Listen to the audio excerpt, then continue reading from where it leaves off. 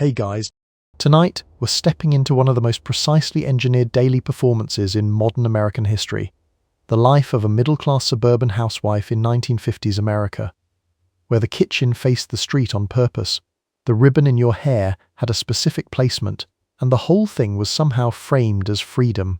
Not a vacation, not a lifestyle choice, a choreography, timed, inspected, academically endorsed, and scheduled out from 5:45 a.m. to the moment you handed someone a martini and asked how his day was. Hit subscribe if this is the kind of dryly factual time travel that scratches the right itch. Thanks to whichever of you suggested this. You know the type. The casserole was probably fine. Drop a comment letting me know where you're listening from and what time it is over there. It's almost always 1 a.m. somewhere on a Tuesday, which for the record is when the ironing was supposed to already be done. Lights low, fan humming somewhere in the corner, blanket settled, and ideally unwrinkled, because the house had opinions about wrinkles. What do you make for breakfast when toast isn't enough and cereal counts as a personal failing? How do you live inside a house where the kitchen window faces the street so the neighbours can confirm you're still working? Could you survive a week where Monday through Saturday each had a job title and Sunday was just prep for performing Monday again? Did you iron the shirts before or after the sheets? The girdle, was it on before the eggs or after? What does it mean when a jello mould contains a vegetable and is considered elegant? And what does it mean when the most prescribed drug in the country is being handed almost exclusively to women who just need to make it through cocktail hour? Congratulations! You've just opened your eyes in a Levittown kitchen in 1955. The window faces the street. Someone is already watching. Good luck. You wake before your husband. The clock by the bed reads 5:45, and there's a code written somewhere in a magazine, in a textbook, in the air of the house that says you do not get to be the second person up. You sit up. You put your feet on the cold tile. You move quietly enough that the man in the bed beside you can keep sleeping for another 35 minutes. The day's first task is not breakfast. The day's first task is getting downstairs without making noise. The staircase has opinions. Staircase has opinions. The third step announces you. You've known this since the second week, and you step over it in the dark, the way you'd step over a sleeping dog, carefully, with full awareness that it will not forgive you for forgetting. The house is 983 square feet. Everything is close. Everything hears. Downstairs, the kitchen is already performing. The Formica countertop is cool, and faintly slick under your palms it smells like a factory that wanted to be a room and almost made it. You fill the percolator. The coffee has to be ready before he comes down, not being made when he comes down. There is a difference. The difference is never discussed. It is simply understood, the way gravity is understood. Let's talk about breakfast. Not coffee and toast breakfast. Not cereal with a sliced banana breakfast. Full hot breakfast, eggs, bacon or sausage, toast, juice, coffee. Every weekday. The Betty Crocker Picture Cook book sold over 1 million copies in 1950 alone. It was the second best-selling book in the country that year, behind only the Bible, which at least had the decency not to include a chapter on proper egg temperatures. You consult neither book. You already know. You learned it the way you learned your own address. The bacon goes into the aluminium pan. The pan conducts heat unevenly, which is the pan's problem and also your problem. Crisco hisses when it hits the surface. Warm, fatty, and reliably opinionated. A smell that will follow you through the morning like a second coat. You crack 2 eggs. The yolks have to hold. A broken yolk is not a catastrophe. It is simply noted. Meanwhile, somewhere in the ceiling above you, your husband is still asleep. You are fully dressed by now. Not because anyone is watching, but because the alternative is harder to explain. The girdle went on first. Elastic and rubber panels compressed against your hips in a kitchen that does not have air conditioning and won't until the neighbours get one first. You are not uncomfortable. You are simply operational. Elsie, 2 doors down, starts her percolator at 6 sharp. You know this because sound carries on a cul-de-sac in a way that nothing else does. She sets her table before her husband comes downstairs. Cloth napkins, folded once, juice glass to the upper right. She does this without being asked. You do the same. Neither of you has discussed it. This is not a coincidence. By 6:20, the toast is done, the juice is poured, and the kitchen smells like effort. You hear the floor creak overhead, the specific creak of someone sitting up in bed, swinging their legs over the side, locating their slippers by feel. You have approximately 4 minutes. The eggs go onto the plate. The plate goes to the table. You smooth your hair. You are standing near the counter, not sitting, when he comes downstairs. He says, "Good morning." You say, "Good morning." The coffee is ready. You stand at the stove. At 6:20, there is bacon in one pan, eggs in another, toast in a chrome 4-slice toaster, juice in a glass jug, coffee in a percolator that has been hissing for 11 minutes. The breakfast you are preparing is not toast and cereal. The breakfast you are preparing is a full hot meal, on plates, at a set table, served the moment your husband walks downstairs. Home economics curriculum, used in nearly every American high school in 1955, is very clear on the difference. Let's talk about the eggs. Not conceptually, specifically, sunny side up means the yolk is intact, and the white is fully set, but not browned at the edges, which requires a specific pan temperature and a specific amount of attention that toast and cereal do not require. Over easy means a flip, a count of 3, a second decision. Scrambled means constant motion with a rubber spatula, which is one more thing moving in a room that is already managing 4 things simultaneously. The Betty Crocker Picture Cook book, published in 1950, was the second best-selling book in the United States that year. The Bible was first. Betty Crocker was second. This is not a metaphor, it is a sales figure, and it has opinions about your eggs. The bacon has its own requirements. It goes in cold fat, medium heat, turned once, and removed before it gets brittle because brittle bacon suggests inattention.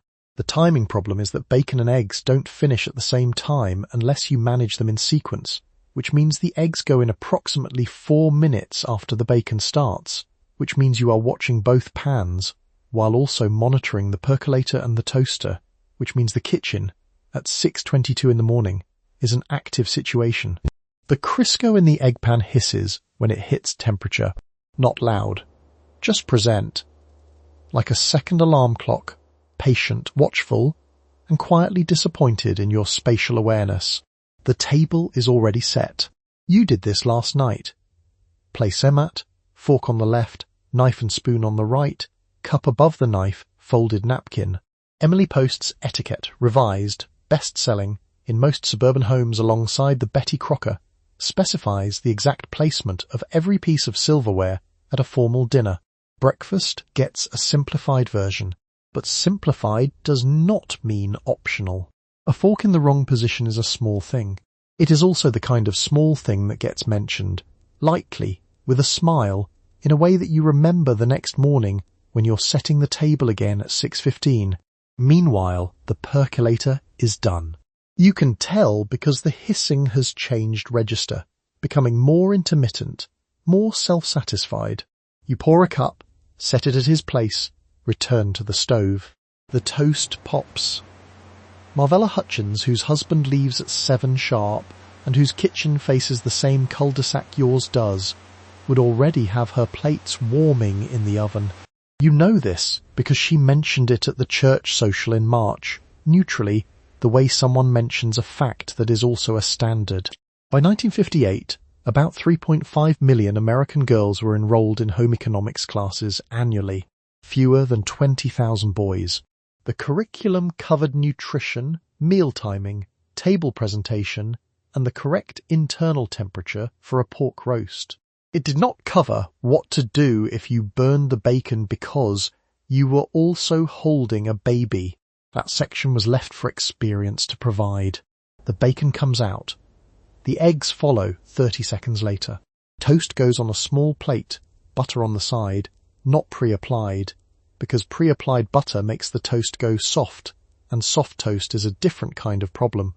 You carry the plates to the table in 2 trips, adjust the juice glass a 1/4 inch to the left, and take your position at the counter. The coffee is hot. The bacon is not brittle.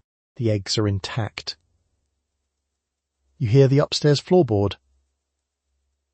He's moving. You make the bed at 7:15. The guides, there are several, and they agree, specify hospital corners. You lift the mattress on one side.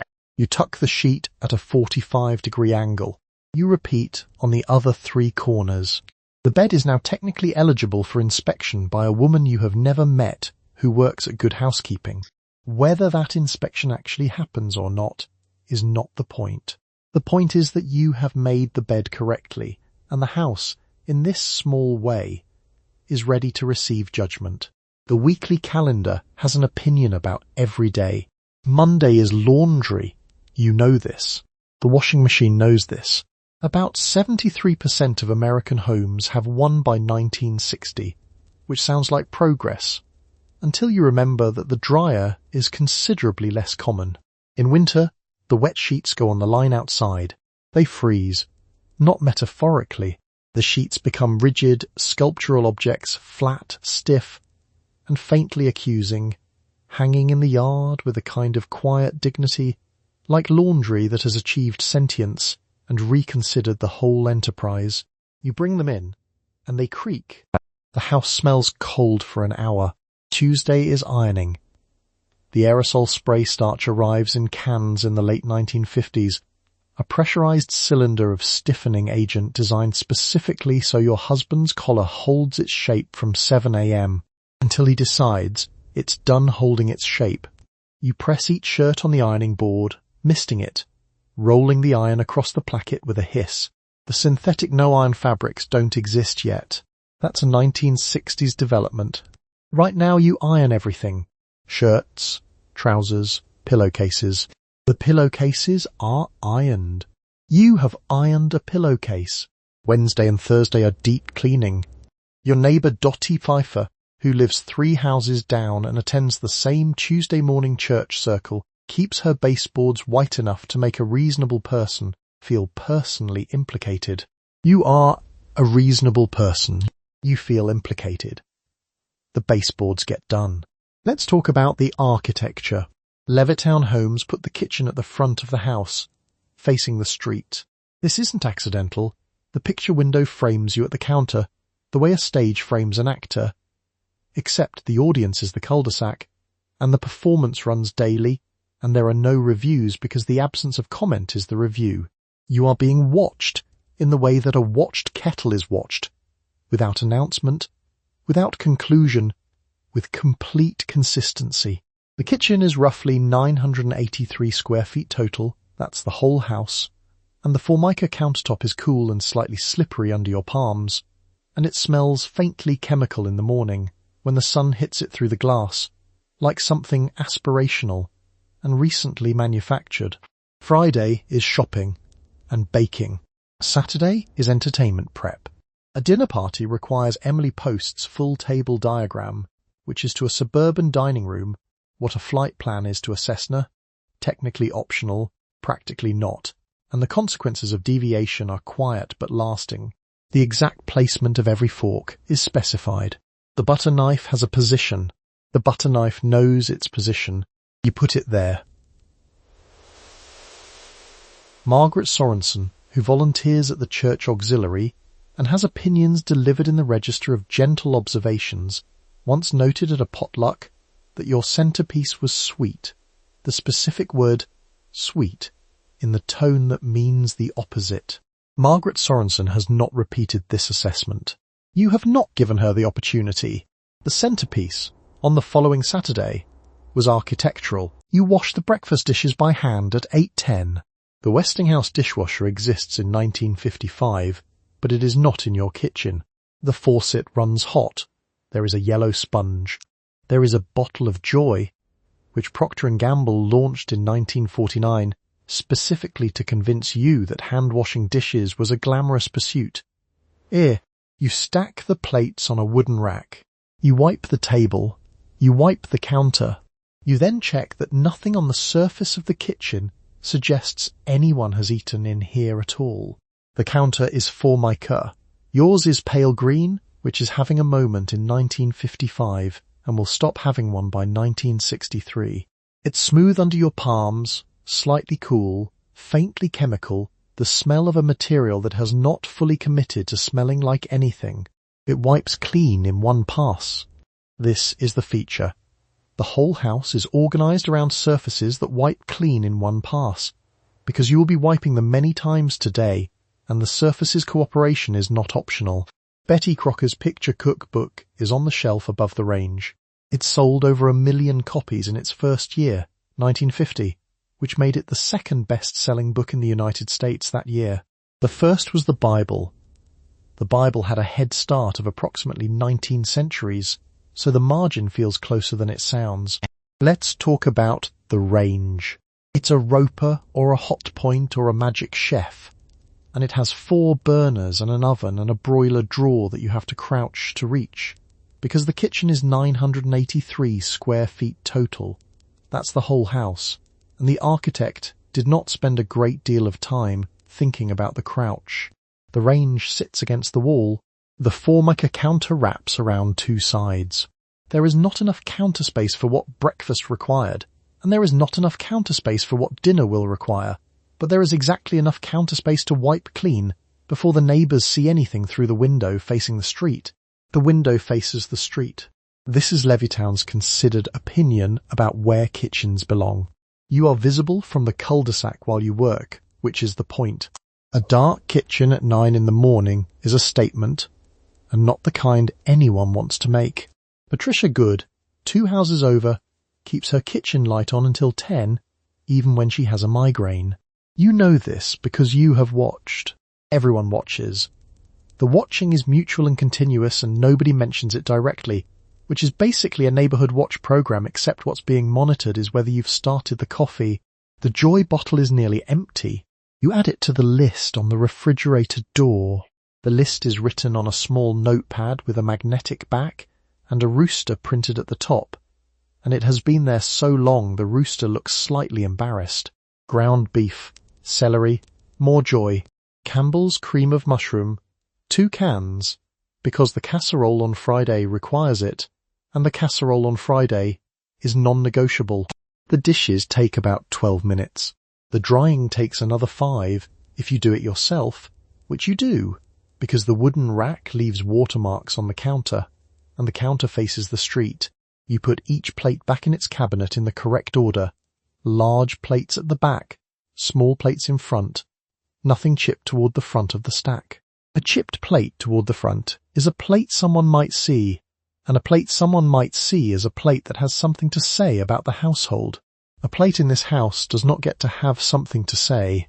You dry your hands on the dish towel, which is a specific linen weave that your mother-in-law selected and presented to you at your bridal shower with the seriousness of someone bequeathing land.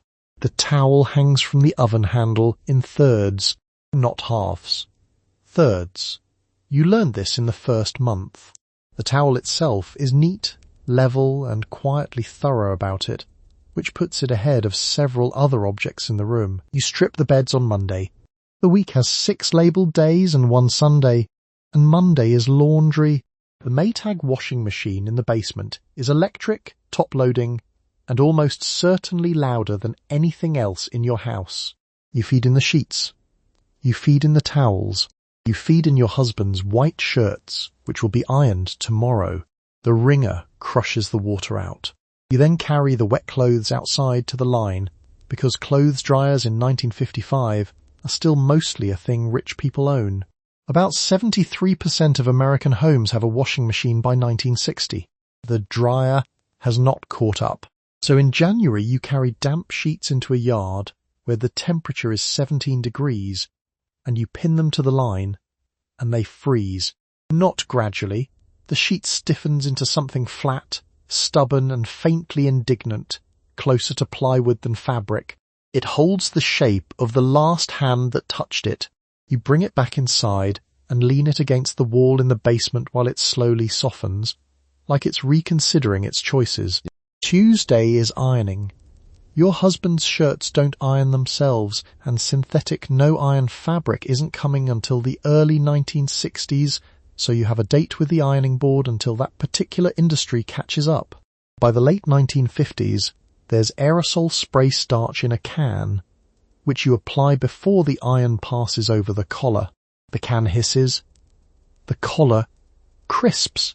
A well-ironed shirt is not just a shirt, it's a signal that the household is competent, and the woman running it has not misplaced her standards. The shirt says this. You say nothing. Let's talk about the schedule itself. Laundry Monday, ironing Tuesday, deep cleaning Wednesday and Thursday, shopping and baking Friday, Saturday entertainment prep. This is the week. It doesn't vary much because variation creates gaps, and gaps create visible disorder, and visible disorder reaches the neighbours before you do. Margaret Holt, 2 houses down, does her ironing on Wednesdays, which everybody notices, and nobody says anything about, which is somehow worse. Wednesday and Thursday are deep clean days. The floors get scrubbed, the bathroom gets disinfected, the baseboards, which guests never inspect and yet somehow judge, get wiped. Someone, Helen Andelin, Housekeeping Monthly, your mother, probably all 3, has suggested that the bed be made with hospital corners. You make it with hospital corners. The sheet lies flat against the mattress at a 45-degree angle, tucked under with military precision, as though the mattress itself might try to escape if given slack. Friday you shop and bake. The grocery list migrated from the refrigerator door earlier in the week, item by item, as the household inventory dropped. Ground beef is 45 cents a pound. You buy 2. The cart fills. You carry the bags from the car because that's also you. Saturday is for whatever company is coming Sunday. You press the good tablecloth. You check the silverware placement against a mental template inherited from Emily Post, who has very strong opinions about butter knives, none of which she keeps to herself. The company will arrive. They will sit. They will not notice the tablecloth. They will absolutely notice if it's wrong. By Sunday evening, the week is ready to start again. The beds are made. The shirts hang pressed in the closet. The floors are clean. From outside, through the front kitchen window, the house looks like a house where everything is fine. Honod Emiad. That's the deliverable. It's due every 7 days. You iron on Tuesday. The ironing board comes out of the kitchen closet. The General Electric iron heats up on a setting marked cotton. You pull the first of your husband's shirts from the basket. There are usually 5, 1 per workday, and each one must be crisp at the cuff, crisp at the collar, and unwrinkled across the front, because a man's shirt at the office in 1955 is essentially a public announcement about the woman who washed it. Synthetic no-iron fabrics will not exist in any meaningful quantity until 1962. The aerosol can of spray starch arrived in stores in the late 1950s and was treated as a minor miracle. You miss the collar. Let it sit for a count of 3 and press. The steam hisses. The shirt gets a sort of architectural rigidity, crisp, formal, and quietly self-important. The collar could hold a shape in a moderate wind. The can has a faint chemical smell, not unpleasant, just extremely present, like an office supply store condensed into a cylinder. It exists for one reason, so that a shirt looks like no one slept in it, even if the woman who ironed it hasn't sat down since 7 this morning. Let's talk about the shirt itself. It is cotton broadcloth, usually white, sometimes pale blue. It wrinkles by existing. Humidity wrinkles it. Being folded wrinkles it. The act of putting it on will wrinkle it slightly, which is not your problem but does feel like a comment on your work. A fresh crease on a collar has a lifespan of roughly 45 minutes on a Tuesday commute into the city. You have been awake since 6.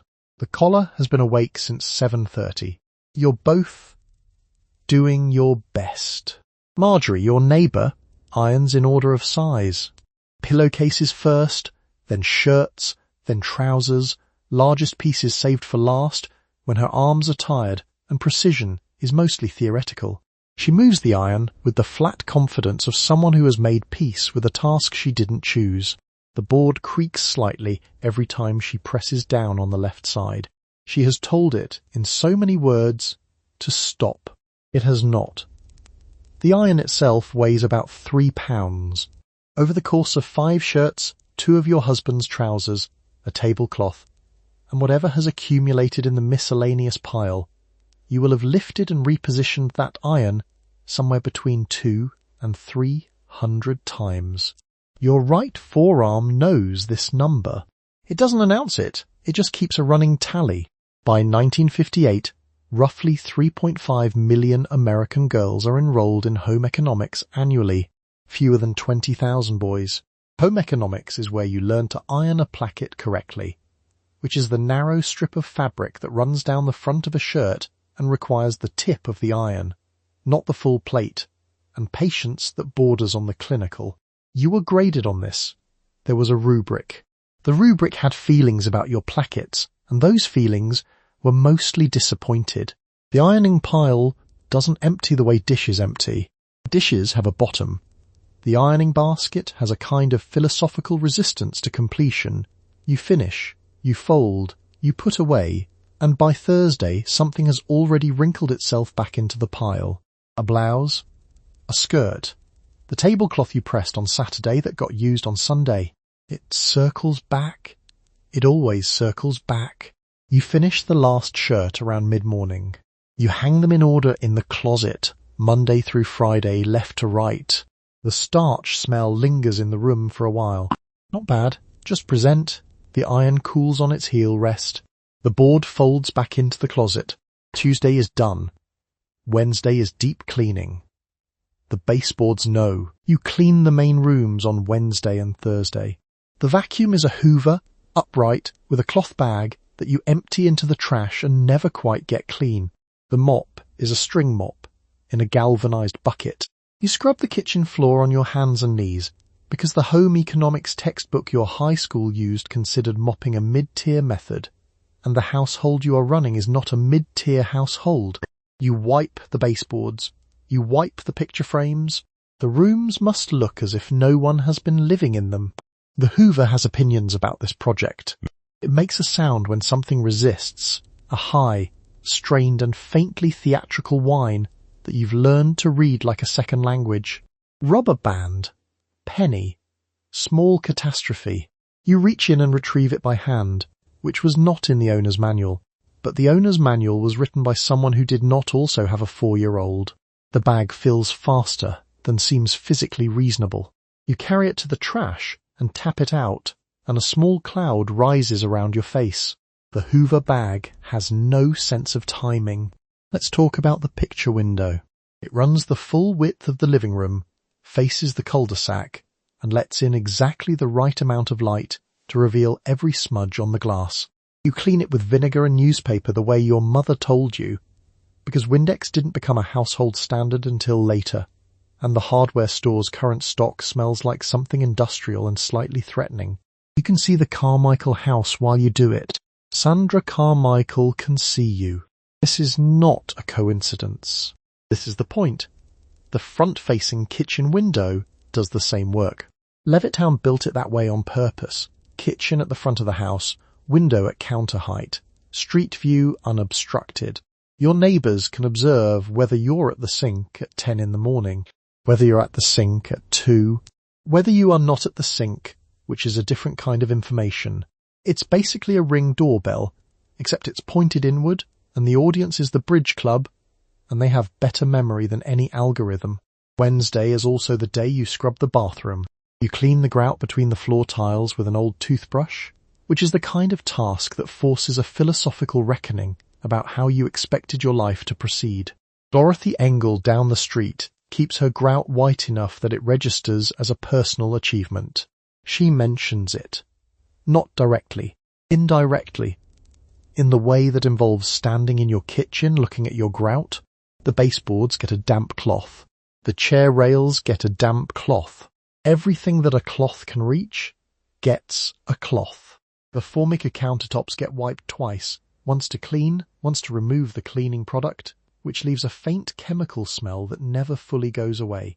New Formica smells like ambition and mild industrial solvent. Older Formica smells like the decision was made and is permanent. Either way, your palms slide across it slightly too fast, frictionless, in a way that still catches you off guard after 18 months. Thursday is the bedrooms. The sheets come off, get washed, go back on with hospital corners. The hospital corners are not optional. 3 of your high school textbooks specified hospital corners by name, as though a loosely tucked sheet were a moral position. You fold the corner at a 45-degree angle, tuck the flap, smooth with your palm. The bed doesn't thank you. It will be unmade by 9 tonight, with the same indifference a river has about a dam. By Thursday afternoon, the house smells like Crisco and floor wax, and the particular cleanness of rooms that have been emptied of evidence. Not of the people who live in them, just the evidence. Your husband will walk through the door Friday evening and comment that everything looks nice, or he won't comment at all, which means the same thing in a different register. You go shopping on Friday. The list is long, because Saturday is too late, because Sunday is the day for entertaining, and because the meals between now and Sunday have all been planned in advance. The A&P on the corner has aisles labelled by category. Bird's eye frozen vegetables in the freezer case. Wonder Bread in the bread aisle. Crisco in a blue and white tin. You push a cart with a child seated in the front. You then come home and bake pie, biscuits, a yellow cake for whoever might drop by. The list didn't get invented this morning. It exists because Betty Crocker's picture cookbook, which sold over 1 million copies in its first year and was the second best-selling book in America in 1950 behind only the Bible, has already decided what you're making. The Bible offered commandments. Betty Crocker offered a casserole schedule. Both expected compliance, and only one of them had a chapter on Jell-O molds. The Jell-O mold is in the cart. It is not a dessert so much as an architectural project. Lime gelatin suspended with canned fruit cocktail, or tomato aspic with celery, floating inside like evidence at a crime scene. It requires refrigeration time you have to plan around. The mold itself has to be greased, filled, chilled for 4 hours, then inverted over a plate without incident. It jiggles. It holds its shape with the quiet confidence of something that knows it's being judged. The Crisco goes in last because the tin is heavy. You've used Crisco before. You know its specific warm, fatty smell when the lid comes off the blue and white tin. Not unpleasant, just extremely present. Like the kitchen itself has an opinion about how Saturday should go. At home, you'll melt a spoonful in an aluminium pan that conducts heat unevenly, and you'll make the pie crust the way the book said to, cutting the fat into the flour with 2 knives, because the book is specific about 2 knives, not 1. Mrs. Henriksen from the next block is in the bread aisle, her cart angled to block the Wonder Bread while she considers the packaging. She picks up a loaf, reads the side panel, sets it back. She picks up a second loaf. She is doing the thing where you look busy so nobody expects you to chat. You do this too. You both know you're doing it. You reach past her for the bread, and she nods, like you've made a formal agreement. Back home, the baking starts around 2. The oven heats the kitchen to something close to a threat.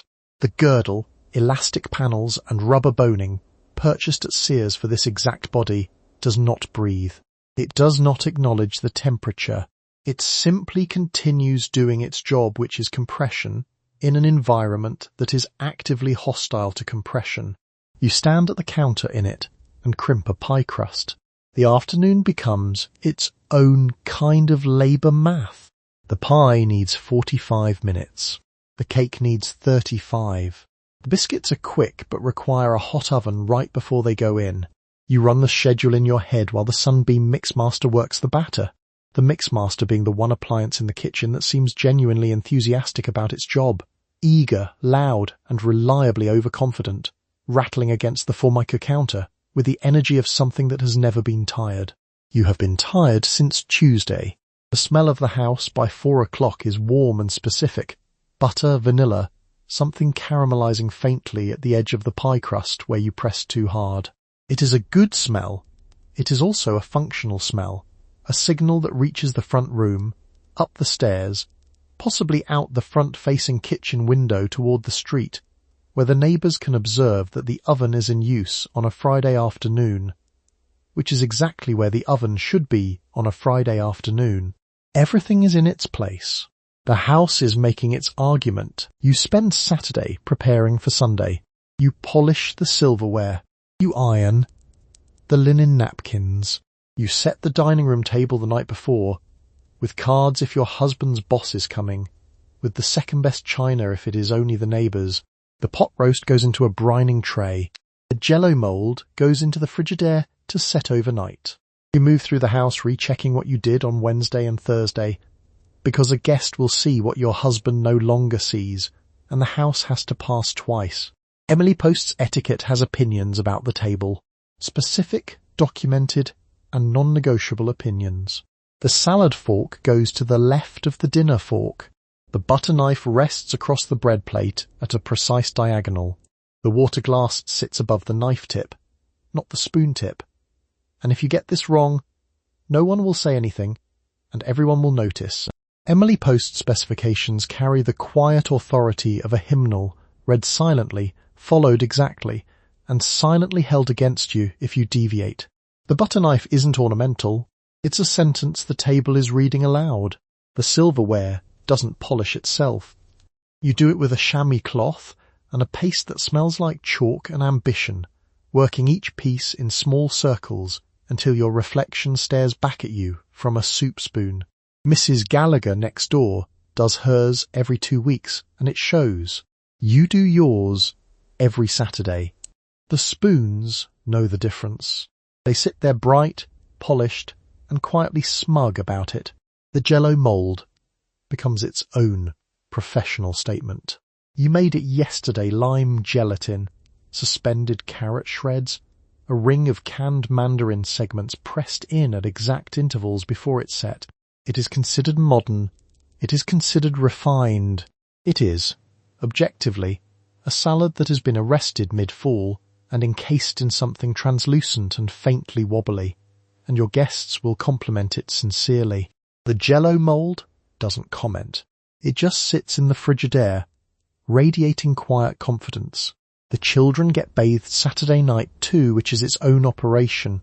By 5 o'clock they need to be clean, calm, and not in the room where the good things are. You run the bath, locate the missing sock, negotiate the hairbrushing situation with a patience that is mostly performance. A bath time standoff with a 4-year-old is not in Emily Post. You navigate it anyway. Your husband reads the paper in the front room while this is happening. The paper requires both hands. Of course, the house itself needs a final pass. You remake the guest bed with hospital corners, which your cleaning guide specifies by name, as though the sheets might otherwise go rogue. You run a cloth along the top of the door frame, because Mrs. Wiedemann once ran a cloth along the top of your door frame in 1953, and mentioned it to Barbara Chen, and you have not forgotten. The door frame has not forgotten either. It holds very still while you wipe it. By 10 o'clock Saturday night, the table is set, the roast is brining, the jello is setting, the children are asleep, and the house smells like floor wax and the faint ghost of Friday's baking. You sit down for approximately 11 minutes. Then you remember the good napkin rings are still in the sideboard drawer, and you get back up. The drawer sticks. It always sticks. You work it open with one hand while holding a napkin ring in the other. In a kitchen without air conditioning. In a girdle that has been on since 7 this morning and has formed its own opinions about your rib cage. Sunday hasn't started yet. You're already tired on its behalf. You stand at the kitchen sink at 3 in the afternoon. The sink faces a window. The window faces the street. This is not an accident. The kitchens in Levittown, the suburb that gave America the suburb, were designed at the front of the house, facing the road, so that anyone walking past could glance up and confirm that the woman of the house was not, at 3 in the afternoon, sitting down. Surveillance in 1950 comes pre-installed. Your kitchen has a window because someone wanted you to be seen through one. The average Levittown house is 983 square feet. The kitchen is not large. It's a working rectangle with a Formica counter that smells faintly of industrial adhesive and ambition, and it runs along the front wall where you are visible to the street, to the neighbour walking her dog, and to the neighbour walking her dog on purpose. The picture window in the living room catches the other angle. Between the two, the cul-de-sac has essentially constructed a rotating broadcast of your afternoon. You are, at all times, on. Margaret Hollis, 3 houses down, the one with the very clean station wagon, she doesn't stare. She doesn't have to. She glances. The glance takes less than 2 seconds and contains a complete audit. Whether you're still in your house dress at 2:30, whether the counter behind you is clear, whether you look like someone who has the situation handled, or someone who is beginning to understand that she does not. Margaret has never said a word. She doesn't need to. The cul-de-sac has its own memory. The Formica is cool under your palms, slightly slippery, the way optimism is slightly slippery, very smooth at first, then you notice you're not actually gripping anything. It wipes clean, which is the point. The entire counter exists to be wiped clean and witnessed being wiped clean. The faint chemical smell is still there in the second year, like the countertop is reminding you it's synthetic. It's not hiding what it is, just performing something better. The house is built this way throughout. The front-facing kitchen means the domestic labour is public. The backyard is where the children play, out of sight. The husband's study, if there is one, faces nowhere significant. The kitchen faces the street, which means your labour faces the street. The arrangement has the structural logic of a storefront. Goods visible, proprietor present, hands always doing something with a cloth. By 1958, roughly 3.5 million American girls are enrolled in home economics classes, fewer than 20,000 boys. The home economics classroom has windows too, but those face the hallway, where boys walk past on the way to shop class, where they're learning to build things with their hands in a room nobody watches. The girls learn to make bechamel. The boys learn to make bookshelves. The architecture of education matches the architecture of the house. One room is observed, one room is not. Mrs. Lindgren from the chapter board folds her gloves twice before setting them on the table. The Junior League, 100,000 members by 1950, organised, present, and reliably attentive, does not audit you exactly. It notices. Mrs. Lindgren has noticed your centrepiece. The notice will not be delivered as a sentence. It will be delivered as the pause before someone passes you the cream. The Formica counter is cool. The window is clear. The street is there. Quiet and attentive, the way streets in Levittown are quiet and attentive, which is to say, not quiet at all. You wipe the counter. You are seen wiping the counter. Both things are the same thing. Your hands stop at 4:45. You set down whatever you were doing, the casserole, the laundry, the child, and you go upstairs. Helen Anderlin's 1963 book, Fascinating Womanhood, will eventually formalize this window in print.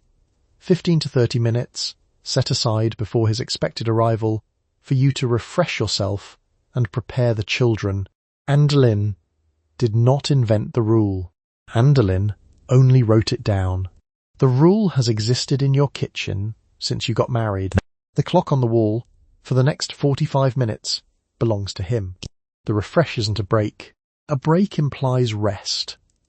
This is a costume change with performance anxiety attached, executed in a bathroom the size of a generous closet, with a toddler trying to follow you in. Housekeeping Monthly's May 1955 guide puts it plainly. Fresh makeup, a ribbon in the hair, and a manner that suggests your day was pleasant and productive, whatever it actually was. The ribbon is not optional, in the way that feelings are optional.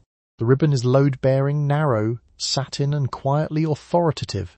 It signals that you have not given up, which is distinct from the question of whether you have. The children are part of this. Enderlin's window requires that you bathe them, or at minimum silence them, so the house greets him at a lower volume than it's been running all day. By 5 o'clock the children should be clean, fed where possible, and operating at an ambient hum rather than a full boil. You have been managing the volume of this house since breakfast. The final act is to lower it one more notch, the way someone backstage dims the lights before the curtain goes up. The curtain is the front door. You are both the stage manager and the set. Meanwhile, your dress. You've likely been in a house dress or a cotton shirtwaist since morning, which is practical and correct for a woman working through a Wednesday. But the guide suggests a change for arrival. Something fresher. Something that implies you've been composed rather than functional. A ribbon. A blotted lip. A clean apron exchanged for no apron at all. A child quieted in the back room. A glass cooled since 5:20. A door about to open. Each one small, separate and load-bearing. Assembled in the order Housekeeping Monthly assembled them. You're also wearing a girdle, elastic panels and rubber boning, fitted from waist to mid-thigh, because foundation garments in 1955 are not optional accessories. They're the baseline. The kitchen hasn't had air conditioning since it was built. The girdle has not noticed. Downstairs, the house itself needs to be performing. The smell matters. Crisco has been heating in an aluminium pan since 4:30, which produces a specific warm, fatty smell that reads as effort and competence, because the house is the resume and the smell is the cover letter. The 4 mica countertops have been wiped, not because they were dirty, because they have a cool, slightly slippery surface that registers very differently to a hand that runs across them when they're clean versus when they're not, and you know which version this house needs to present by 5:15. This is where Margene Pollard, your neighbour one house over on the right, is doing the exact same thing. She has a daughter named Susan who gets bathed first because she screams less, and a husband named Frank who arrives between 5:10 and 5:40 depending on traffic and the quality of his mood on the drive. Margene keeps a compact on the windowsill above the kitchen sink, not the bathroom, the kitchen, because she learned, and you've learned, that sometime to go upstairs. The Good Wife's Guide also advises that you never complain if he comes home late. Not a little late. Not very late. Just not. The lateness belongs to him too. You arrange your face, which you've just arranged once already with powder and lipstick, into an expression that suggests the evening began at the correct time regardless of when he walked through it. This is a specific skill. It takes practice. By your 3rd year of marriage, you have it. You apply fresh makeup at 5 o'clock. Maybelline Cake Mascara. Revlon cherries in the snow. Pancake foundation, applied with a damp sponge, because the foundation you wore at lunch has been sweating off you all afternoon over the stove. You powder. You blot. You blot again. The face that meets your husband at 5:30 must be the face he saw when he left at 7. The intervening 10 hours, in which you cooked and scrubbed and managed 2 children and a Hoover, must not show on the face. The ribbon goes in last. Not a bow exactly, a ribbon, placed deliberately at a slight angle, because perfectly centered reads as trying too hard, and trying too hard is a different category of wrong. The ribbon isn't decoration. It's a receipt. Housekeeping Monthly is very clear on the ribbon. It is not optional. It is the visual equivalent of a signature at the bottom of a document that says, I have been well, and the house has been well, and nothing here requires your concern. The girdle has been on since morning, and you haven't taken it off. It's elastic and rubber paneling, and it holds your torso and upper thighs in a position that can only be described as firm, structural, and editorially non-negotiable. This is the kitchen. There is no air conditioning. The Crisco is hissing in the aluminum pan. The girdle is fully aware of all of this and has no plans to adjust. It's basically a second opinion you didn't ask for, issued once in the morning and non-negotiable until bedtime. A neighbour, Mrs. Palowitch, the one with the immaculate azaleas, leans briefly past her picture window as you set the table. She doesn't wave. She's just checking. She is always just checking. The Levittown floor plan put your kitchen at the front of the house specifically so she could do this from her own kitchen without technically leaving it. 2 women, 2 front-facing windows, a cul-de-sac between them, and a mutual understanding that nothing goes unobserved. It's basically a Ring doorbell pointed inward, except the audience is also in your church choir and will absolutely bring it up at the covered dish luncheon. The children are bathed. They are quiet. These are 2 separate achievements, and they do not always arrive together. You have delivered both within the window as specified. They sit in the back bedroom with a book and a very clear sense that now is not the time. The book is doing most of the work. You understand. You felt like the book. The table is set. Betty Crocker's picture cookbook, second best-selling book in America in 1950, right behind the Bible, which tells you something about the competition, is open to page 241, not because you need it anymore, but because it sits there like a witness. The casserole is in the oven. Tea-oven tea-ovary, Taysop. The oven smells like a casserole should smell, which is warm and reliable and not at all like the morning, which smelled like burned toast and a very brief argument about the ironing. You check the face again in the hallway mirror. The cherries in the snow is holding. The powder has not. You blot once more with a tissue, which you then put directly into your apron pocket, because the apron comes off before he opens the door. The apron always comes off. You are not a woman who is still wearing an apron when her husband arrives. You are a woman who has apparently been standing here, composed since approximately 4:15, waiting pleasantly. The door opens at 5:40. 10 minutes late. You smile. The smile is the product of a morning that started at 6, a load of laundry, 1 scraped knee, a phone call from your mother-in-law, and the quiet medicinal assistance of something your doctor prescribed last spring. Milltown. 35 million prescriptions a year by 1956, mostly for women, mostly for this specific feeling, which the form at the doctor's office calls anxiety neurosis, and which you call Tuesday. He sets his briefcase down. You hand him a drink. You tie a ribbon in your hair at 5:20. The May 1955 issue of Housekeeping Monthly published a 1-page guide titled The Good Wife's Guide, and one of its instructions, between the dinner prep advice and the no complaining clause, was to place a ribbon in your hair. The ribbon is satin, narrow, and tied at the crown. It is not for you, it is not for the children. It is not for the friends who will not be visiting tonight, because tonight is a weeknight. The ribbon is a small flag that says you have been waiting. Helen Anderlin, who would formalize all of this in 1963's Fascinating Womanhood, wasn't inventing the ritual. She was transcribing it. The 15 to 30 minute pre-arrival window. Bathe the children. Lower the household noise floor. Refresh the face. Change the dress if the one you're wearing has an opinion from the afternoon. Already existed as common practice. Anderlin just gave it a name and a chapter number. The chapter is not short. The dress isn't a dress. It's a position statement. Parco Brujan. You've been in a house dress since 7 in the morning, a cotton sheath wide enough to let you reach the high shelf, and low enough to signal domesticity to anyone peering through the kitchen window, which is at the front of the house, facing the street, because Levittown's architects wanted the cul-de-sac to see whether you were working. Mrs. Palovitz has seen you work. At 5:15 you change into something that says you weren't. The Formica countertop still has a faint warmth from the afternoon. The dress does not. The girdle comes off third, or stays on. The guide doesn't specify, which is the guide's one mercy.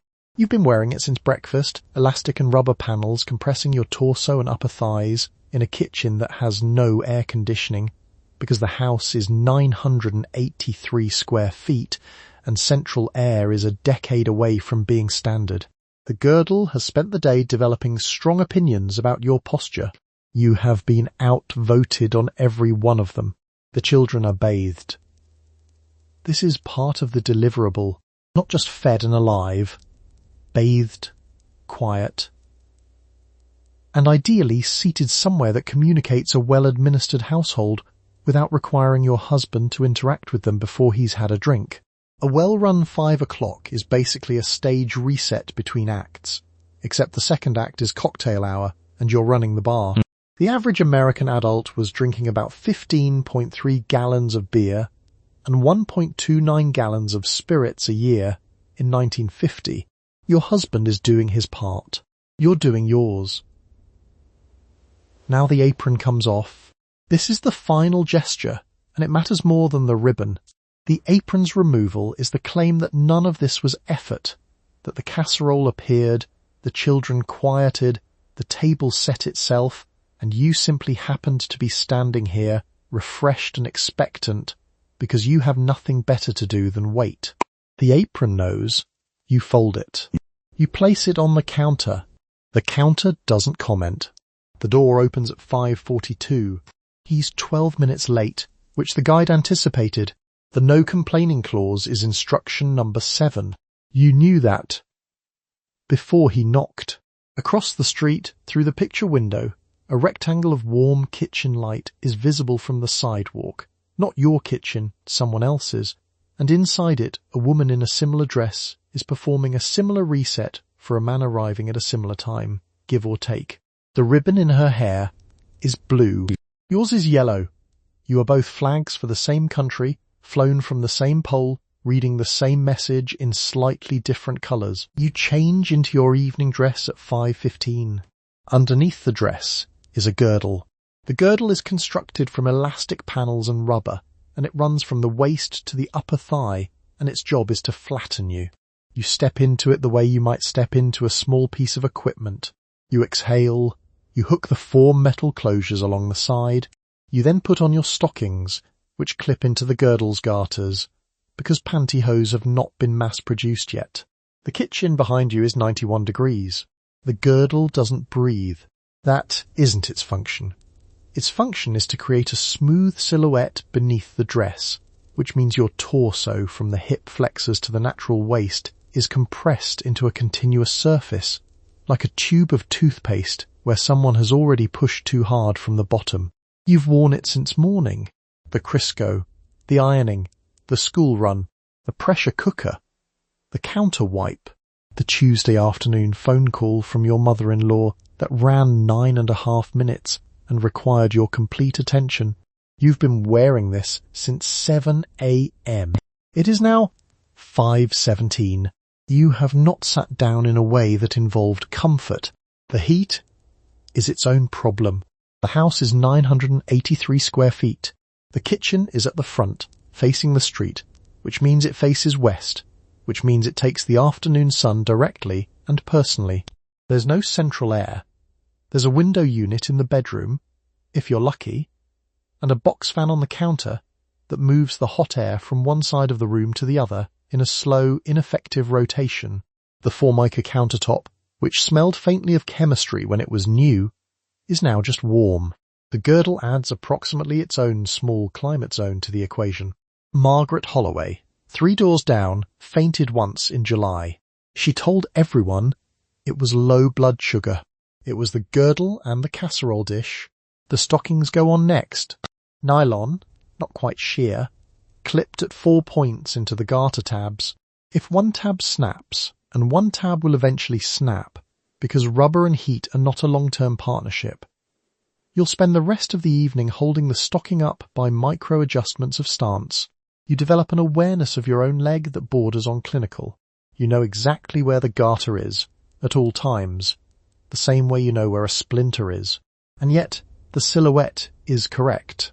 The dress lies flat. The ribbon is in your hair. Housekeeping Monthly specified the ribbon, and Housekeeping Monthly was not kidding. You look, from the front, like a person who has been comfortable all day. This is the professional outcome. The girdle doesn't advertise itself. Neither do you. The cocktail materials are already on the counter, clean, cold, and reliably arranged. Gin vermouth, the good glasses, the ice pulled from the tray 20 minutes ago so it's clear rather than cloudy. Your husband drinks a martini on Tuesdays and Thursdays, and a bourbon on Mondays and an old-fashioned on Fridays, and you know this the way a bartender knows a regular's order, except your shift started at 6 a.m. and there's no tip. The average American adult in 1950 drinks 15 gallons of beer and over a gallon of spirits per year. A considerable portion of that is being poured right now in this kitchen by someone in a rubber garment. The door. 5:32. He's early tonight, which is its own small disruption. You smooth the front of the dress with both palms, which is a gesture that accomplishes nothing physical and everything else. You check that the children are not visible. They are technically in the back room, which is different from being quiet. You have done what you can. The martini is cold. Your face is composed. The girdle holds. You herd the children into the den at 5:20. They are bathed. They have been fed early. Children eat at 4:30 in 1955, separately from adults, and you are now staging them. The radio is set low. The toys that make sound are removed. The toys that make no sound remain. You arrange them with books, with crayons, with a kind of activity that does not produce shrieking. The household noise level for the next 30 minutes is your responsibility, and the household noise level for the next 30 minutes has to be acceptable to a man you will see in 10. Helen Andelin's fascinating womanhood is specific on what acceptable means.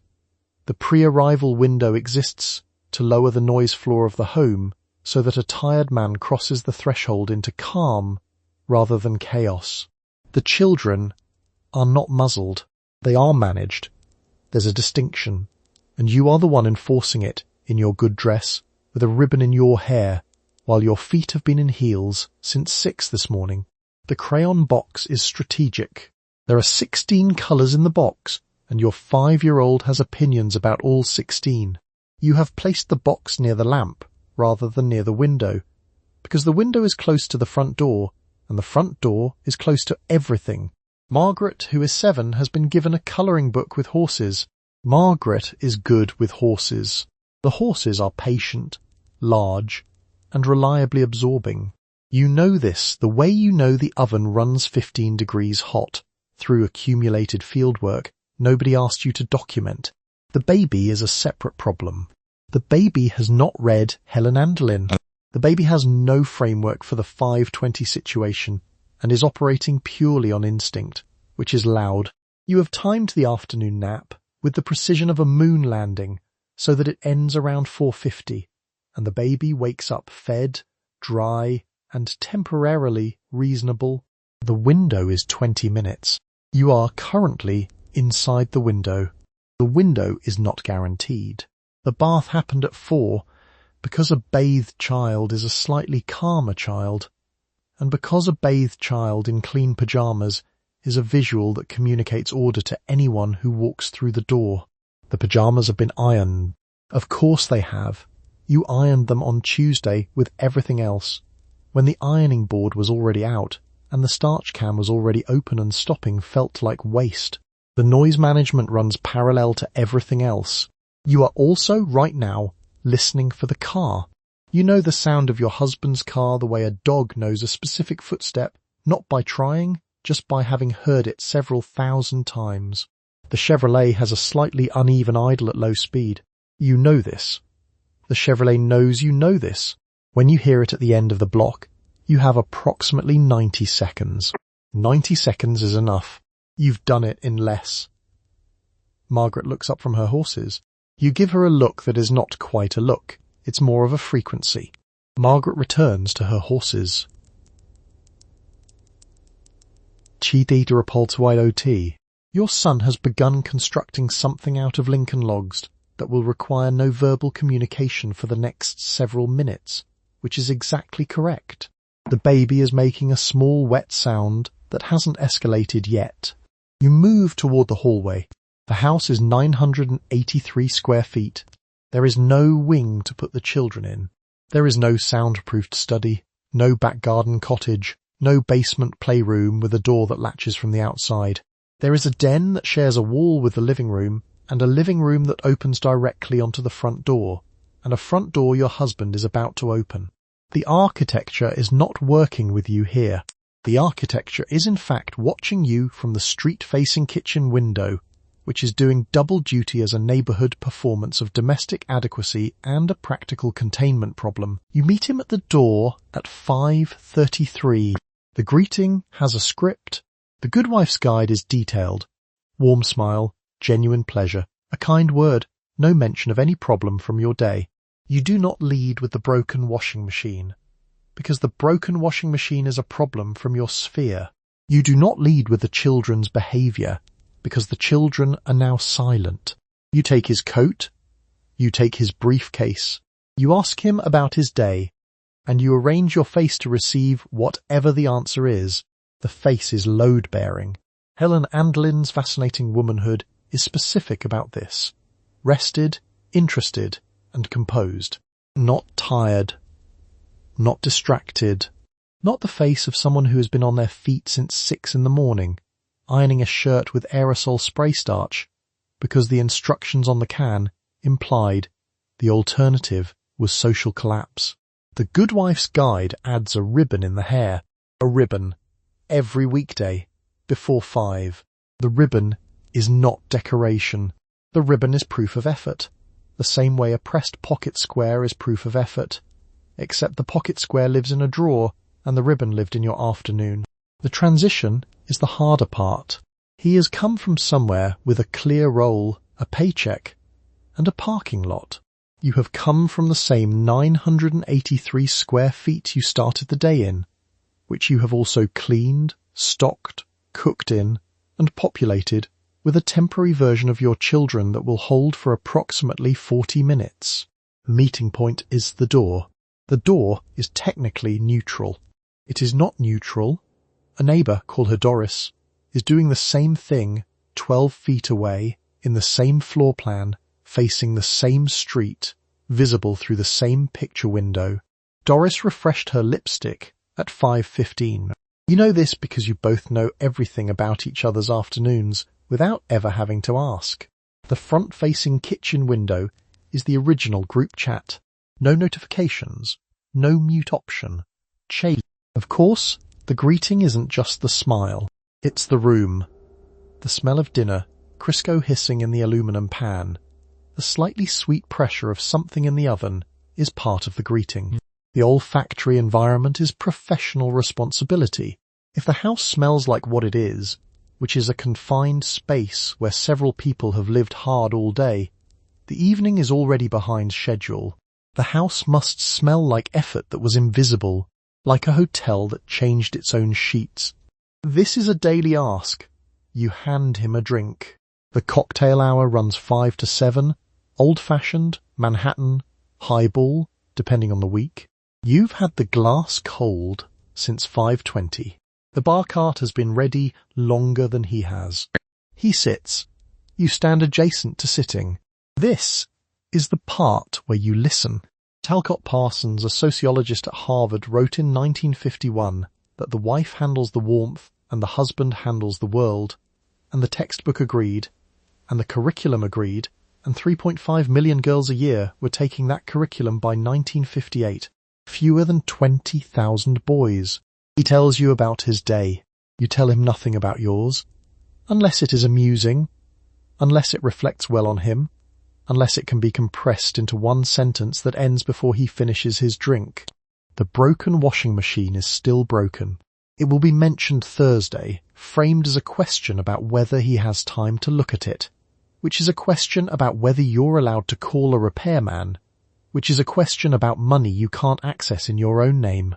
The Equal Credit Opportunity Act won't exist for another 19 years. The washing machine waits.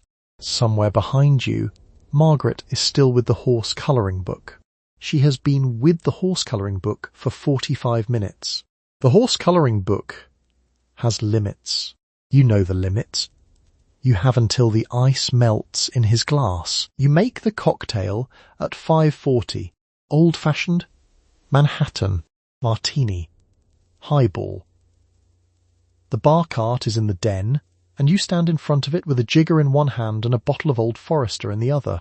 You measure. You stir. You serve.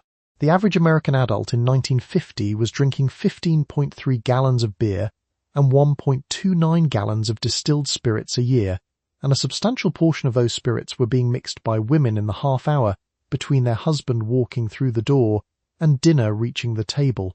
The bar cart isn't a bar cart. It's a professional station with no job title attached to it. The drink isn't a drink either. It's a piece of evidence, cold, exact, and reliably timed to the second a man hangs up his coat. You know the proportions for 4 different cocktails without looking them up, which is the equivalent of having a sommelier's certification, except the credential is called marriage, and it does not appear on any resume you will ever be allowed to hold. Meanwhile, in the kitchen, dinner is already in motion. The pressure cooker hisses. The Sunbeam Mixmaster on the counter vibrates slightly against the Formica, which is new and smells faintly of something industrial that the advertisements have assured you is progress. The roast has been in since 3. The green bean casserole, and there is always a casserole, sits covered, waiting, confident in itself in a way you are not allowed to be. Betty Crocker's picture cookbook was published in 1950 and sold over 1 million copies in its first year. It was the second best-selling book in the United States that year. The first was the Bible. The 2 books are, it turns out, covering complementary material. You bring the drink to the living room.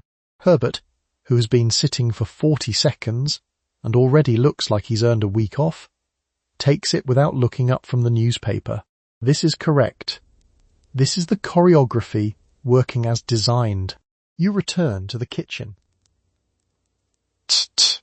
The Formica is cool and slightly slippery under your palms when you lean against the counter to check the roast, which is a small mercy because the rest of you is not cool.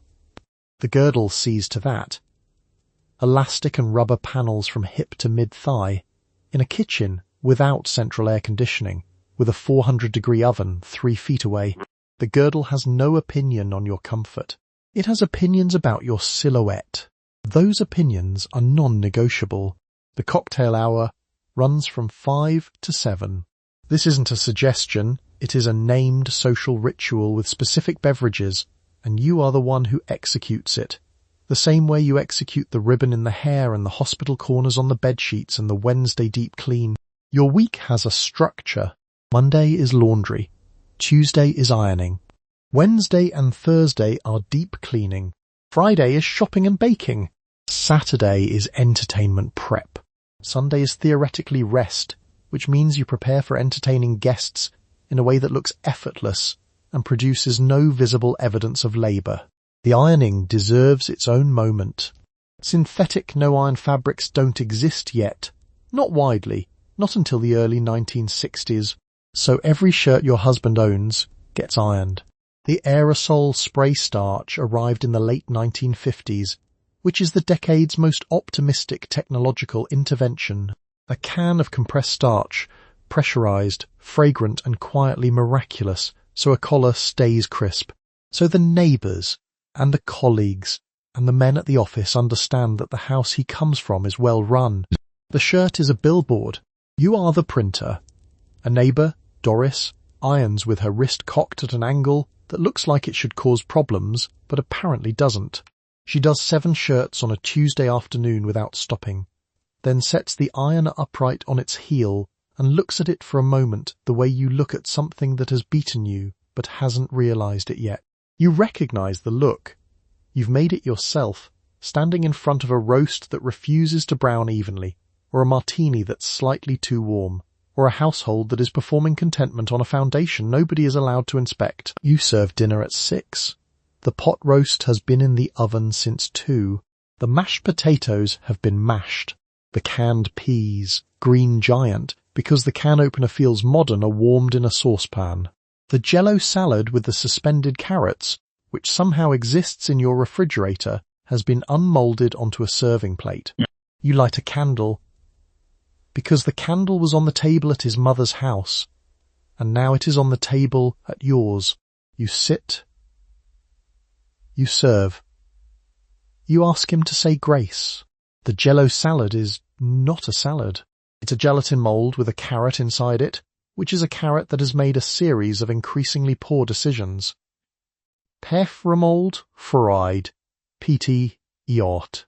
Betty Crocker's Picture Cookbook, the second best-selling book in America in 1950, behind only the Bible, which gives you a sense of the competition, contains multiple recipes presenting Jell-O with suspended vegetables as elegant, modern, and appropriate for company. The Jell-O salad doesn't taste like anything in particular. It tastes like achievement. It jiggles on the serving plate with the quiet confidence of something that took 40 minutes to make and will be eaten in 4. The pot roast is real. The pot roast has weight and smell and consequence. You put it in at 2 because the guide said 2, and because starting it at 3 means dinner at 7, and dinner at 7 means he eats alone while you apologize. The oven runs about 15 degrees hot, which you know because you've learnt to compensate, which is a form of expertise nobody is ever going to write down on anything official about you. The roast emerges darker than intended slightly. You arrange it on the platter. A neighbour, call her Carol, once served pot roast that was undercooked, just once, and the story is still circulating through the cul-de-sac like a low-grade electrical current. The table is set according to Emily Post, whose etiquette has been reprinted so many times the addition on your shelf already feels historical. The fork goes to the left, the knife goes to the right, blade inward, because the blade facing out is an aggression the table doesn't need. The butter knife rests on the butter plate at a specific angle that Post has an opinion about, and that opinion is correct, and you know it is correct, because the women 2 doors down set their butter knives wrong, and it is the kind of thing you notice without deciding to.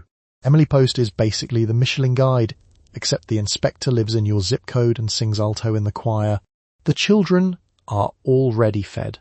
This is the rule. They ate at 5, something simpler, something faster, and have been bathed and contained in the back of the house by the time the candle goes on the table. The house's noise level drops between 5 and 6 the way a theatre drops its lights. Not silent. Lowered. You are the one who lowers it. Dr. Spock's book, which sells roughly 1 million copies a year through the 1950s, has extensive opinions about children's emotional needs and developmental schedules, and all of those opinions land on you at approximately 5:15 while the peas are warming and the roast is resting. He eats. You pass the bread. You ask about his day. The Good Wife's Guide, Housekeeping Monthly, May 1955, which is a real document that exists, specifies that this is the moment to listen, not to talk. You don't mention that the washing machine leaked this morning, or that the Jell-O salad didn't unmold cleanly on the first try and you had to do it twice. You don't mention anything that counts as a problem. Problems are noise. Tinner is not for noise. The candle burns down about an inch. Slow, even and reliably theatrical, the way only a candle that knows it's part of the staging can burn. You'll replace it before Saturday. So the pot roast disappears. The Jell-O salad disappears. Carrot and all, which is the most dignified exit a suspended carrot can make. The dishes wait for you in the kitchen with the specific patience of things that have always waited and will always wait. You clear the table. You do not need to be asked. You consult the cookbook at 3. Betty Crocker's Picture Cookbook, published in 1950, is on the shelf above the toaster. It sold over 1 million copies in its first year, and was the second best-selling book in America that year, behind only the Bible, which Betty Crocker apparently considered competition. The recipes assume you have time. The recipes assume you have ingredients, fonts, tie,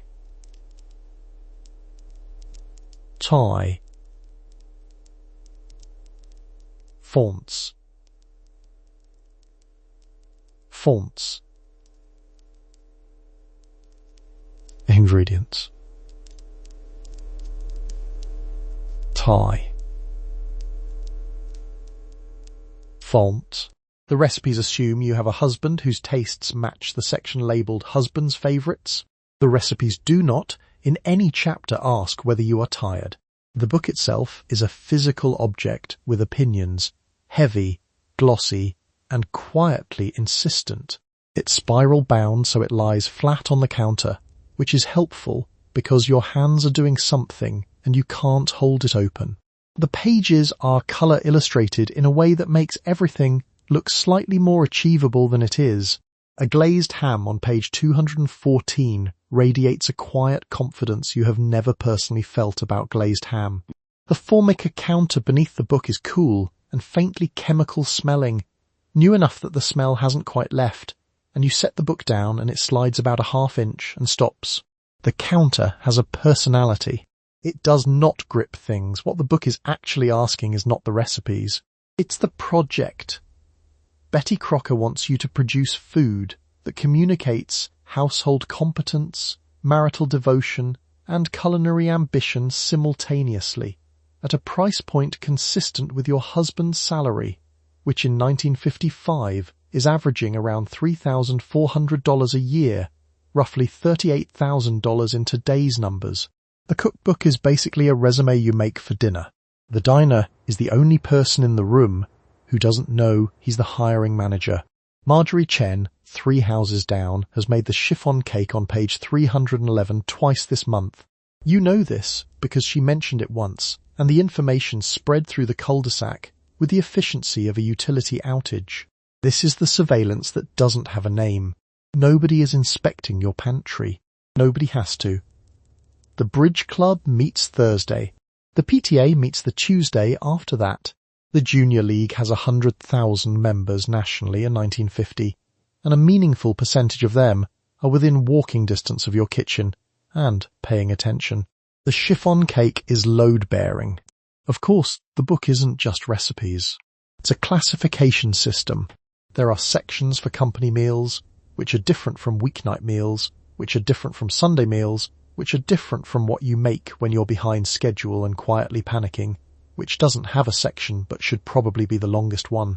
The casserole chapter exists in a moral grey zone, practical enough to need, fashionable enough to serve, humble enough that you don't lead with it. You don't tell people you made a casserole. You tell them it's a bake. Meanwhile, the Jell-O mould from last night's dinner is still technically in the refrigerator, occupying space with the serene self-possession of an object that believes it has already done its job. It has. It looked modern. It held its shape. 2 suspended carrot rounds stared up from inside it like small, horrified witnesses, and nobody commented on this, which was the correct social response. The book doesn't tell you to be creative. It tells you to execute. There's a difference. Creativity implies latitude. Execution implies a standard already set by someone else, which you are either meeting or not meeting, and either way the answer is knowable. By 1950, Betty Crocker is not a person. She's a composite character, invented in 1921 by the Washburn Crosby Company to sign letters to housewives, which makes her the original AI customer service agent, except warmer, and with more strong feelings about proper browning technique. You close the book at 3:22. The pot roast has been going since 2. The potatoes need another 40 minutes. The ribbon is on the bathroom counter for later. The cookbook goes back above the toaster, spine out. A little flower on the cover from Tuesday. It doesn't need to be open right now. You know what you're doing. You have always known what you're doing. The book is just there in case you forget that you know. You do the dinner clean-up at 7. The clean-up is not just a clean-up. The clean-up is also a smell management exercise. The kitchen, when your husband walks back through it for a glass of water at 8, must smell like one of 3 approved smells. Lemon, pine, or nothing. Ajax powder cleanser, Pine Sol in the green bottle, List oil, all of them launched or peaking in this decade, exist to give the kitchen the appropriate scent of having been cleaned. A kitchen that smells like dinner at 8 is a kitchen that has failed. The Formica countertop helps. Not because it cleans easily, it does, mostly, but because it has its own faintly chemical smell when it's new, a kind of factory-pressed optimism that reads as clean whether or not anything has actually been wiped down. The Formica is cool, faintly smug, and slightly resentful of the evening, the way only a synthetic surface can be. You run a damp cloth across it anyway. The cloth has opinions about the grease near the stove. You have opinions about the cloth. Neither of you wins. Crisco is your co-worker. Crisco has been in the aluminum pan all evening, and it has left evidence everywhere, a warm, fatty and reliably persistent smell that clings to the curtains, to the dish towel hanging off the oven handle, to your hair if you stood too close. This is the smell that cannot be in the kitchen at 8. Ajax enters the situation. Ajax smells like someone's good intentions applied to a very hard surface. A few passes with a scouring pad, and the kitchen smells less like dinner and more like a municipal swimming pool. This is progress. Mrs. Garfield next door uses Listoil. You can tell because on Wednesday evenings you can smell it from her driveway, which is 12 feet from yours. She's thorough. She's always been thorough. In 1952 she regrouted her entire backsplash over a long weekend and mentioned it at the Block Association meeting while appearing completely calm. The smell of her kitchen is her reputation. The smell of your kitchen is yours. Mrs. Lindholm next door wipes her counter with a pine-sol cloth twice in a row. She is not double-checking. She is layering. The smell of cleaning is what a clean kitchen is allowed to smell like.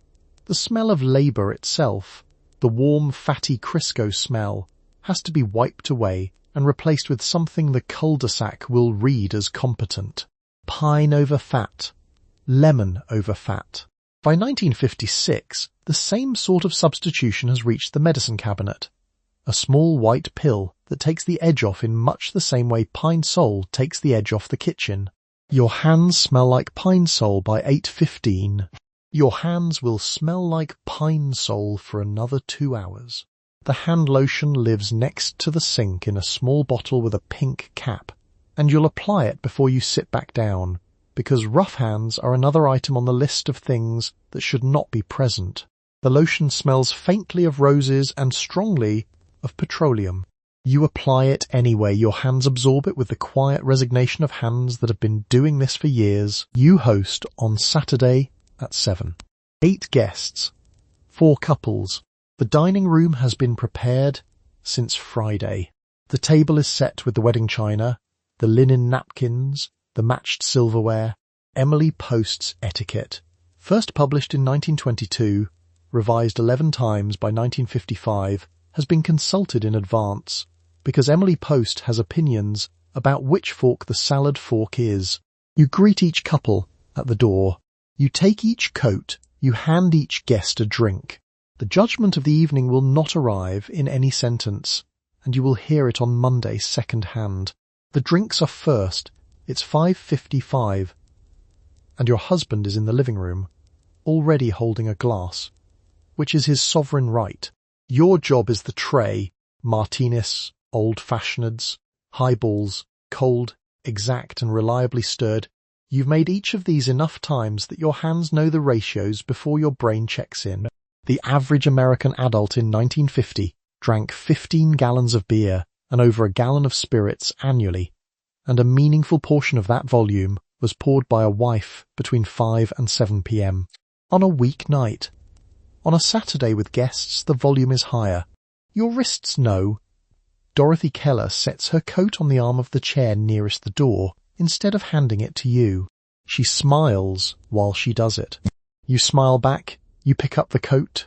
This is called being a gracious hostess, and it is not materially different from being a coat rack that can also make a Manhattan. The silverware arrangement is not optional. Emily Post specifies salad fork to the left of the dinner fork, both forks to the left of the plate, knife blade facing in, soup spoon to the far right, butter knife resting across the bread plate at a particular angle that is not random and is not open to interpretation.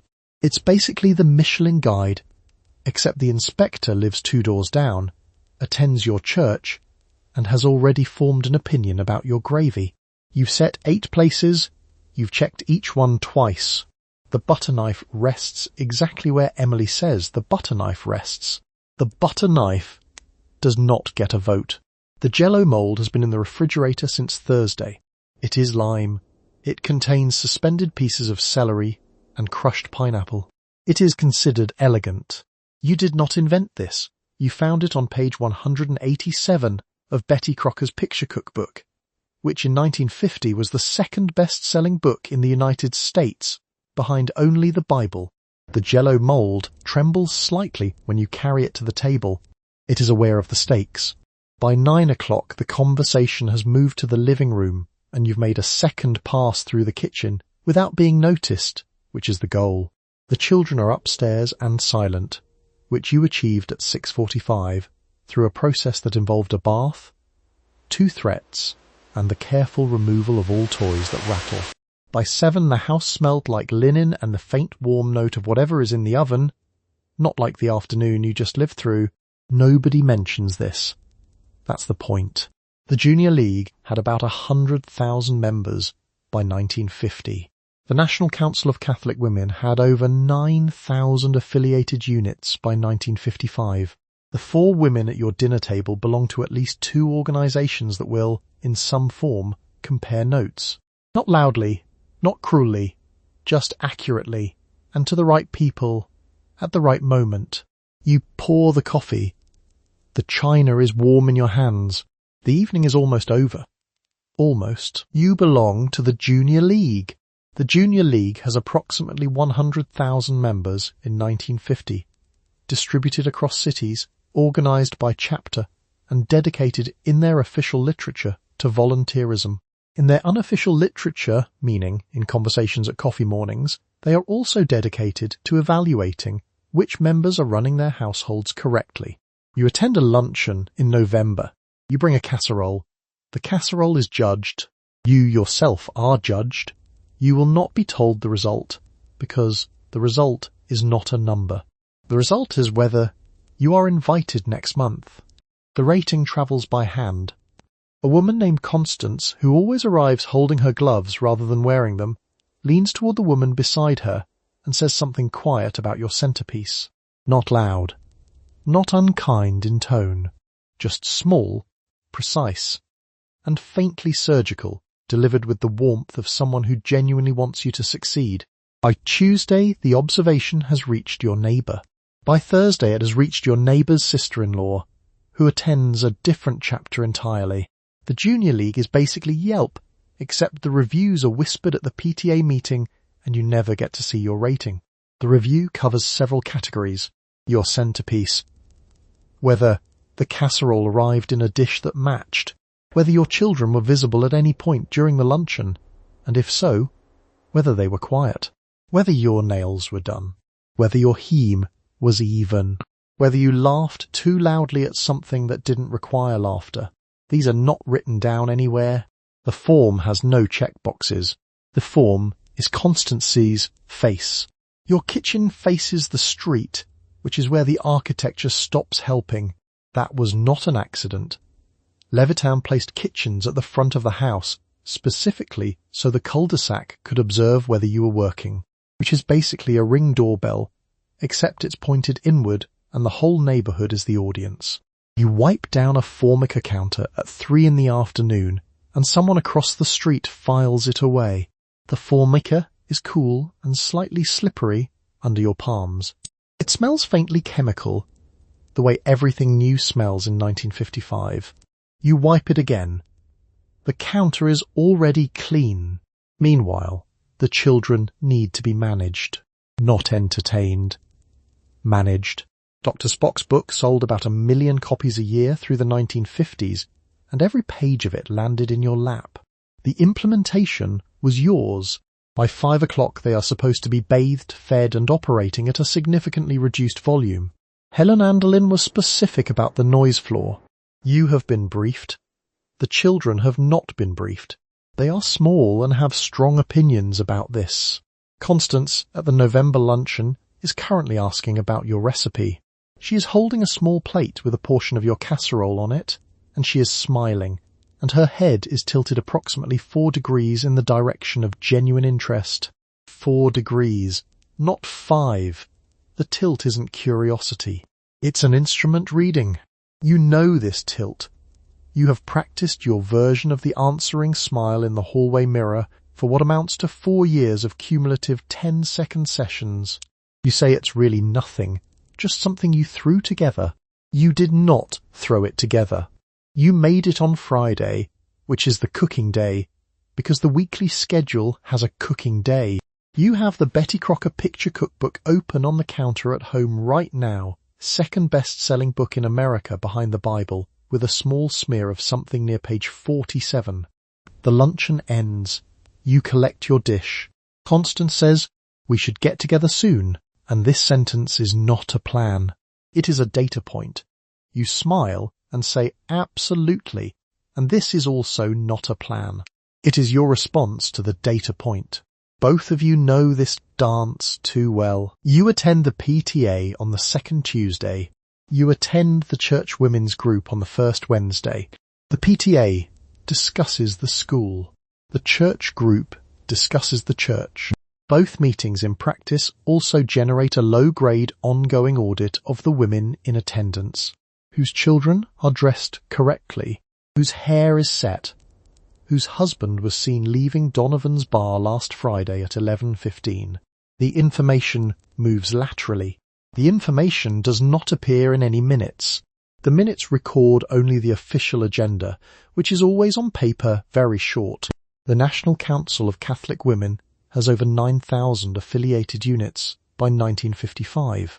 The Southern Baptist Convention has roughly 8 million members, and the Sunday sermon on Ephesians 5:22 is not subtle about the order of operations inside a marriage. You sit in the pew. The pew has opinions. They are well-documented opinions, and they have been held since at least the 4th century, and they are now being delivered through a microphone, which is the only modern part of this arrangement. Someone is taking notes, not on paper. Phyllis, seated 2 rows back in the fellowship hall, is stirring her coffee with the focused expression of someone who is not thinking about coffee at all. She registers your hemline, your posture, the speed at which you laughed at the committee chair's joke, a half-beat too fast, which reads as nervous, or possibly too slow, which reads as bored. Both are recorded. Neither is said aloud. The whole operation runs like a very quiet Yelp review system, except the reviews are whispered at the parking lot after, and you never get to see your rating. You belong to the Junior League, the PTA, and the Church Circle. The 3 share an infrastructure. You show up somewhere, correctly dressed, with a covered dish that is neither too ambitious nor too plain, and you perform belonging with the patience of a professional. The covered dish is a Jell-O mould if you are feeling confident. A Jell-O mould with suspended celery, clear, firm and quietly architectural, is a statement. It says, "I had the afternoon free, I have a proper ring mould, and my refrigerator is reliable." 3 pieces of information, 1 gelatin dish. The surveillance has a physical address. Your kitchen faces the street. Chore, the picture window in the living room, faces the cul-de-sac. Marjorie across the way can see your kitchen light at 6 a.m. and again at 10 p.m. and draw conclusions from the gap. She is not doing this maliciously. She is doing it the way you are doing it to her, which is continuously and without deciding to. The architecture encourages this.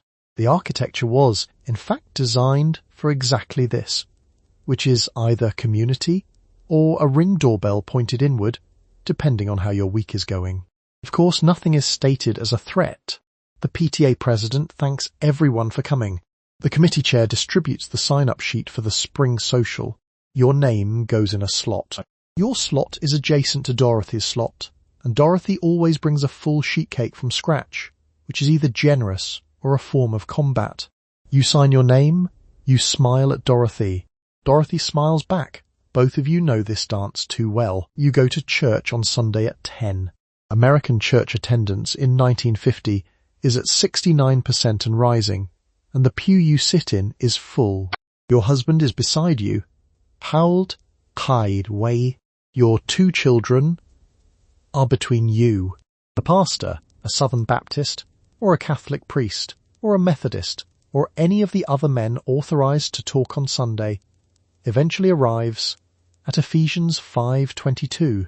Wives, submit yourselves unto your own husbands, as unto the Lord. 8 million members of the Southern Baptist Convention alone are receiving the same instruction this morning. You nod. The nod is automatic. You've had practice.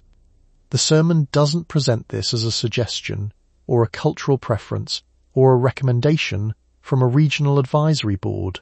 It presents it as the architecture of the universe, confirmed by someone considerably older than your husband and substantially more authoritative. The children sit still because you spent the car ride briefing them.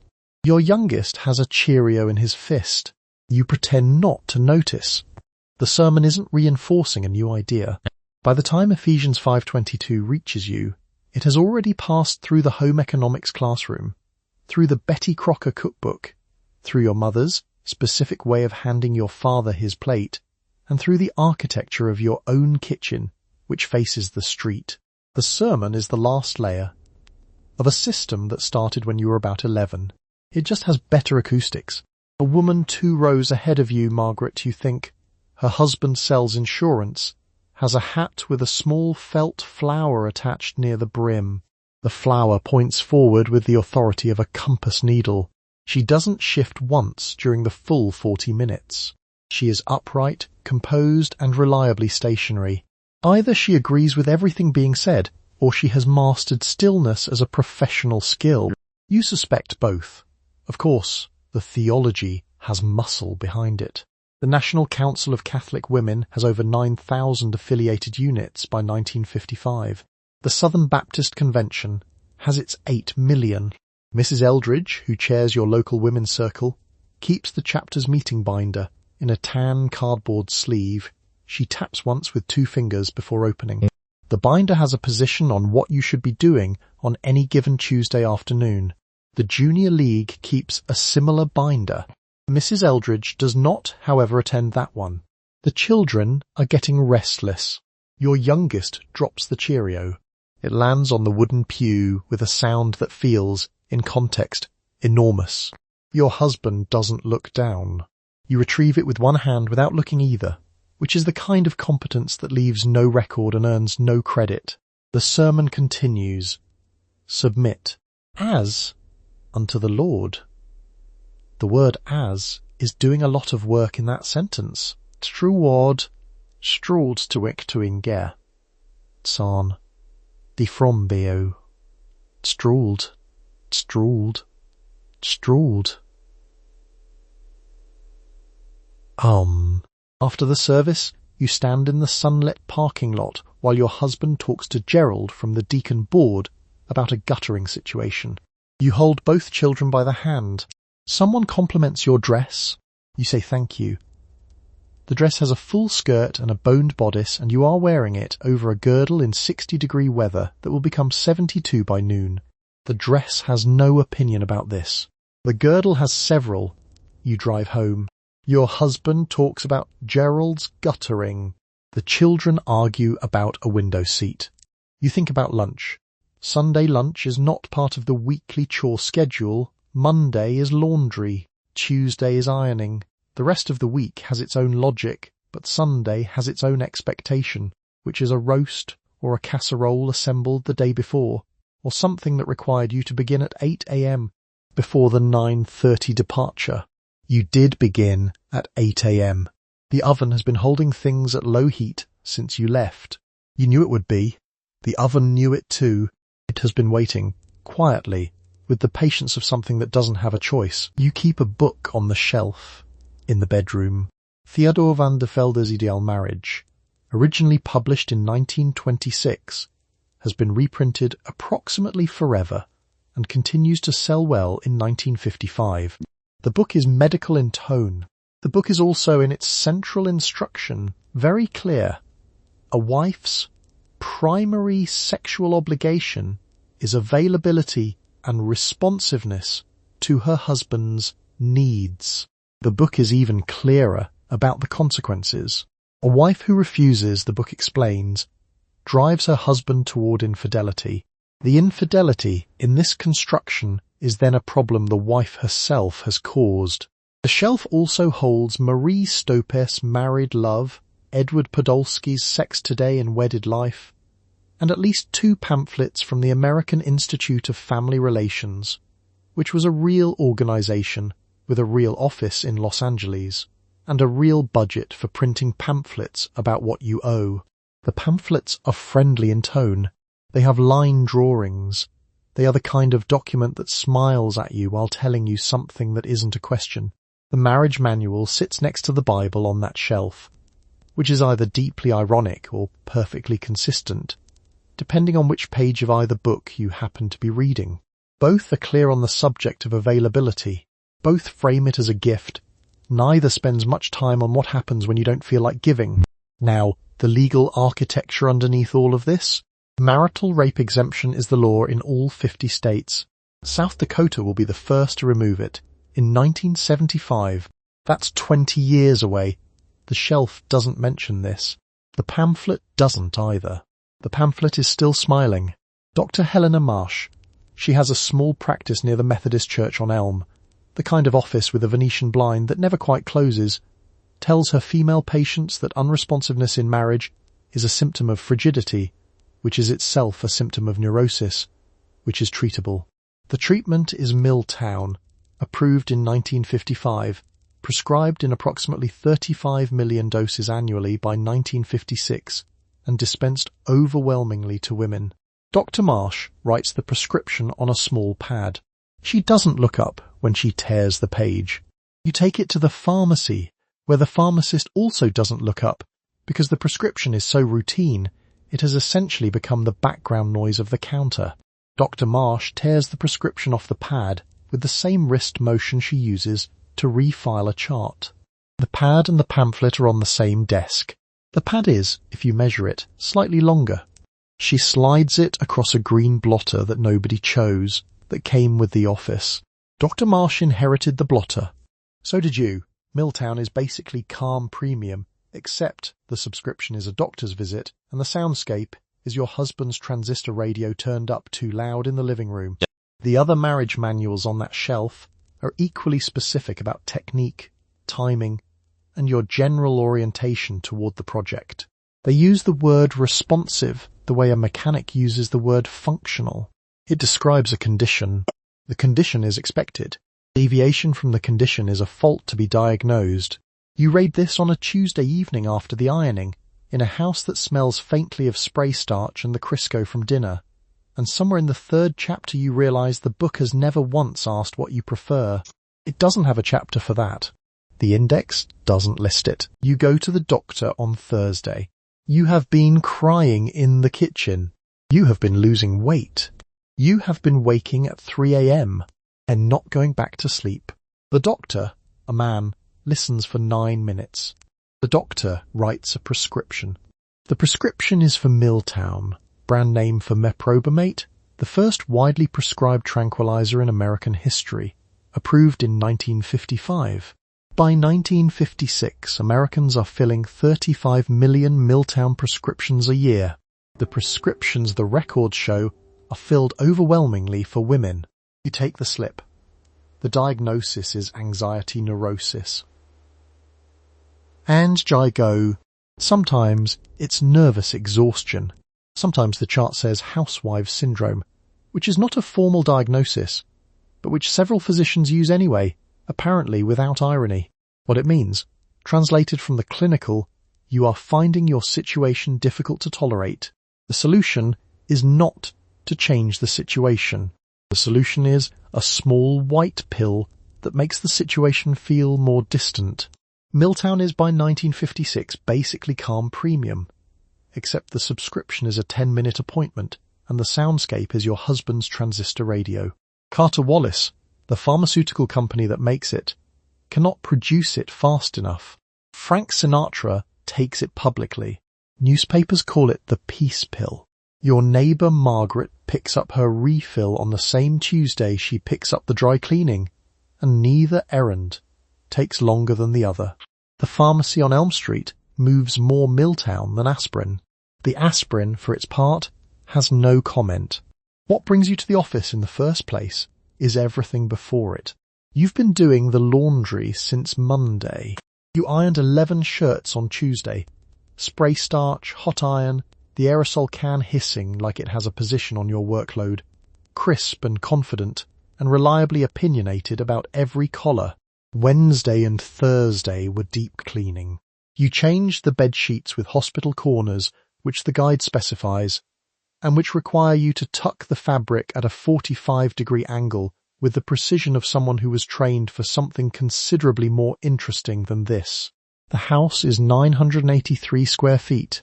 You have cleaned all of it twice. The Formica countertop smells faintly of chemicals and recently applied optimism, and the crying in the kitchen has a schedule too, quiet, brief, and reliably scheduled, whenever the children are briefly occupied and no one can see through the front window, because the front window does face the street.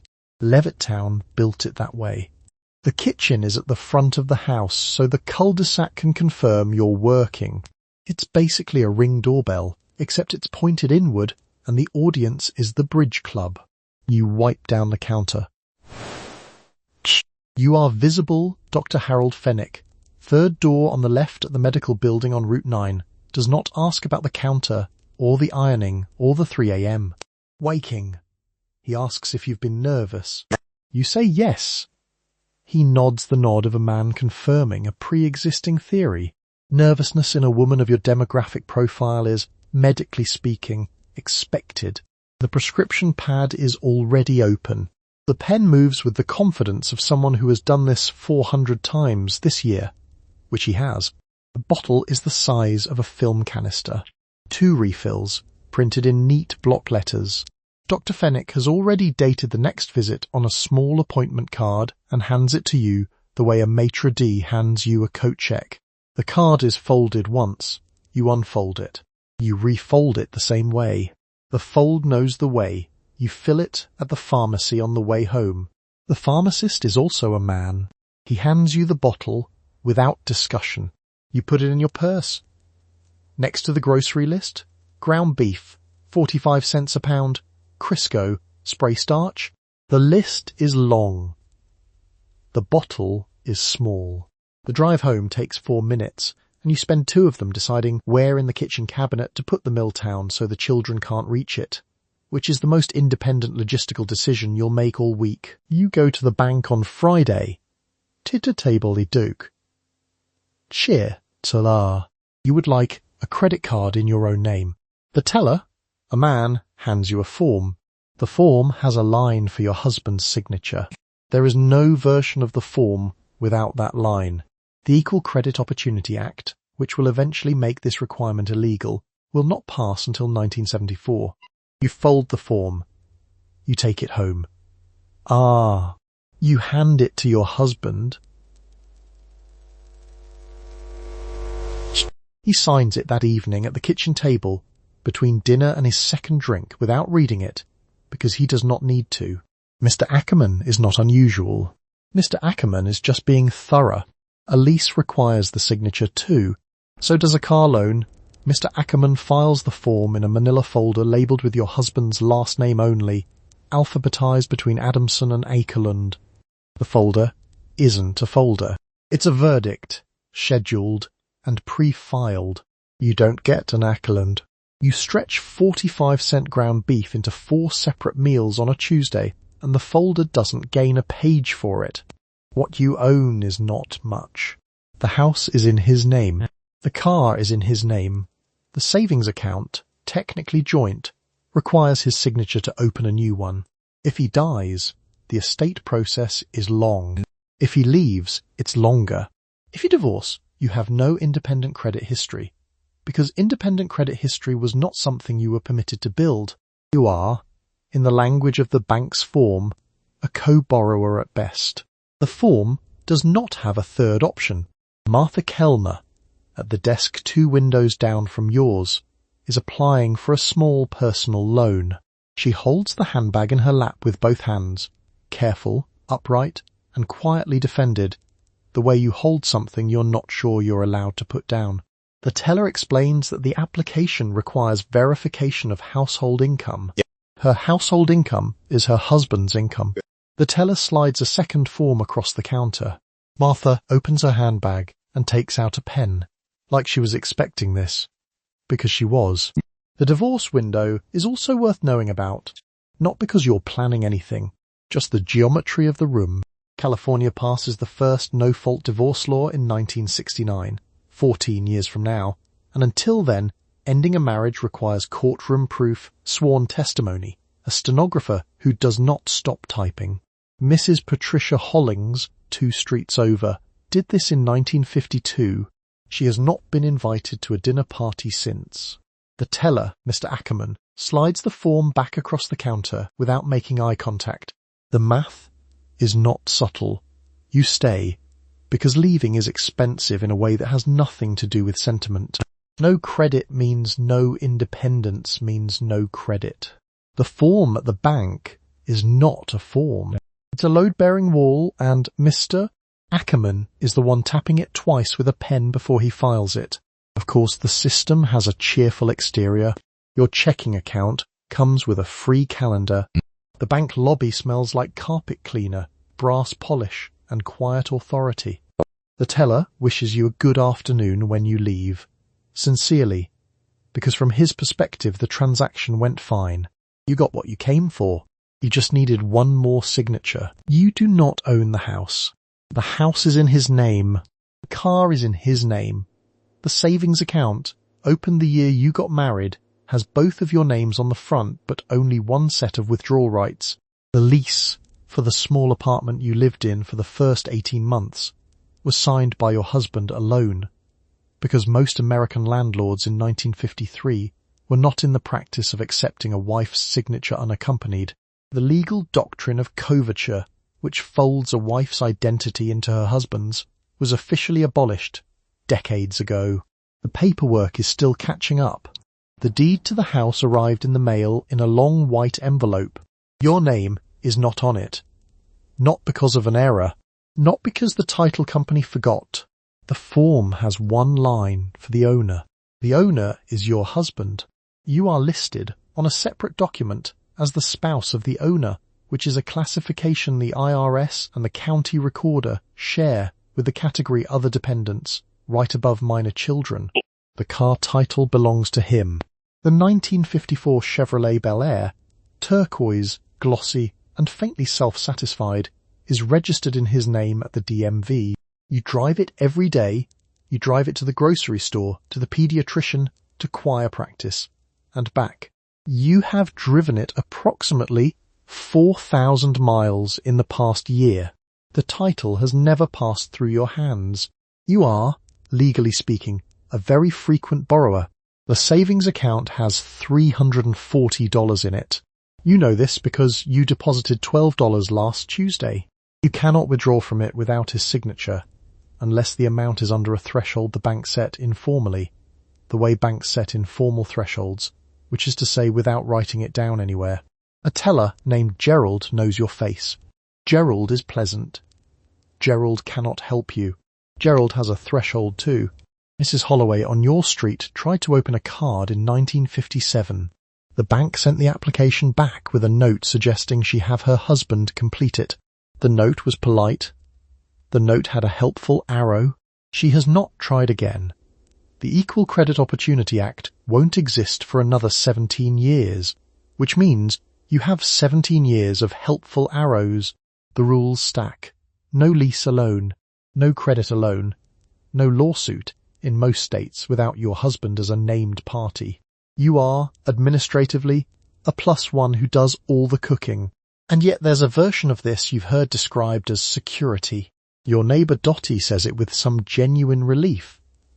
That the house is taken care of, that the finances are handled, that she doesn't have to think about the deed. Dottie means this.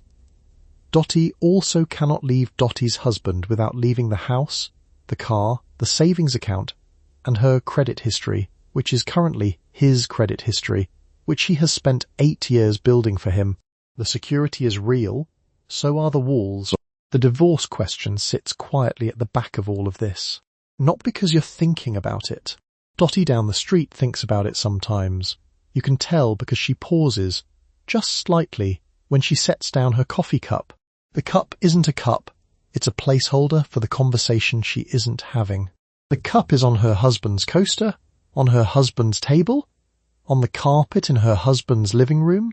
She picks the cup back up. You took home economics in third period. The class met in third period.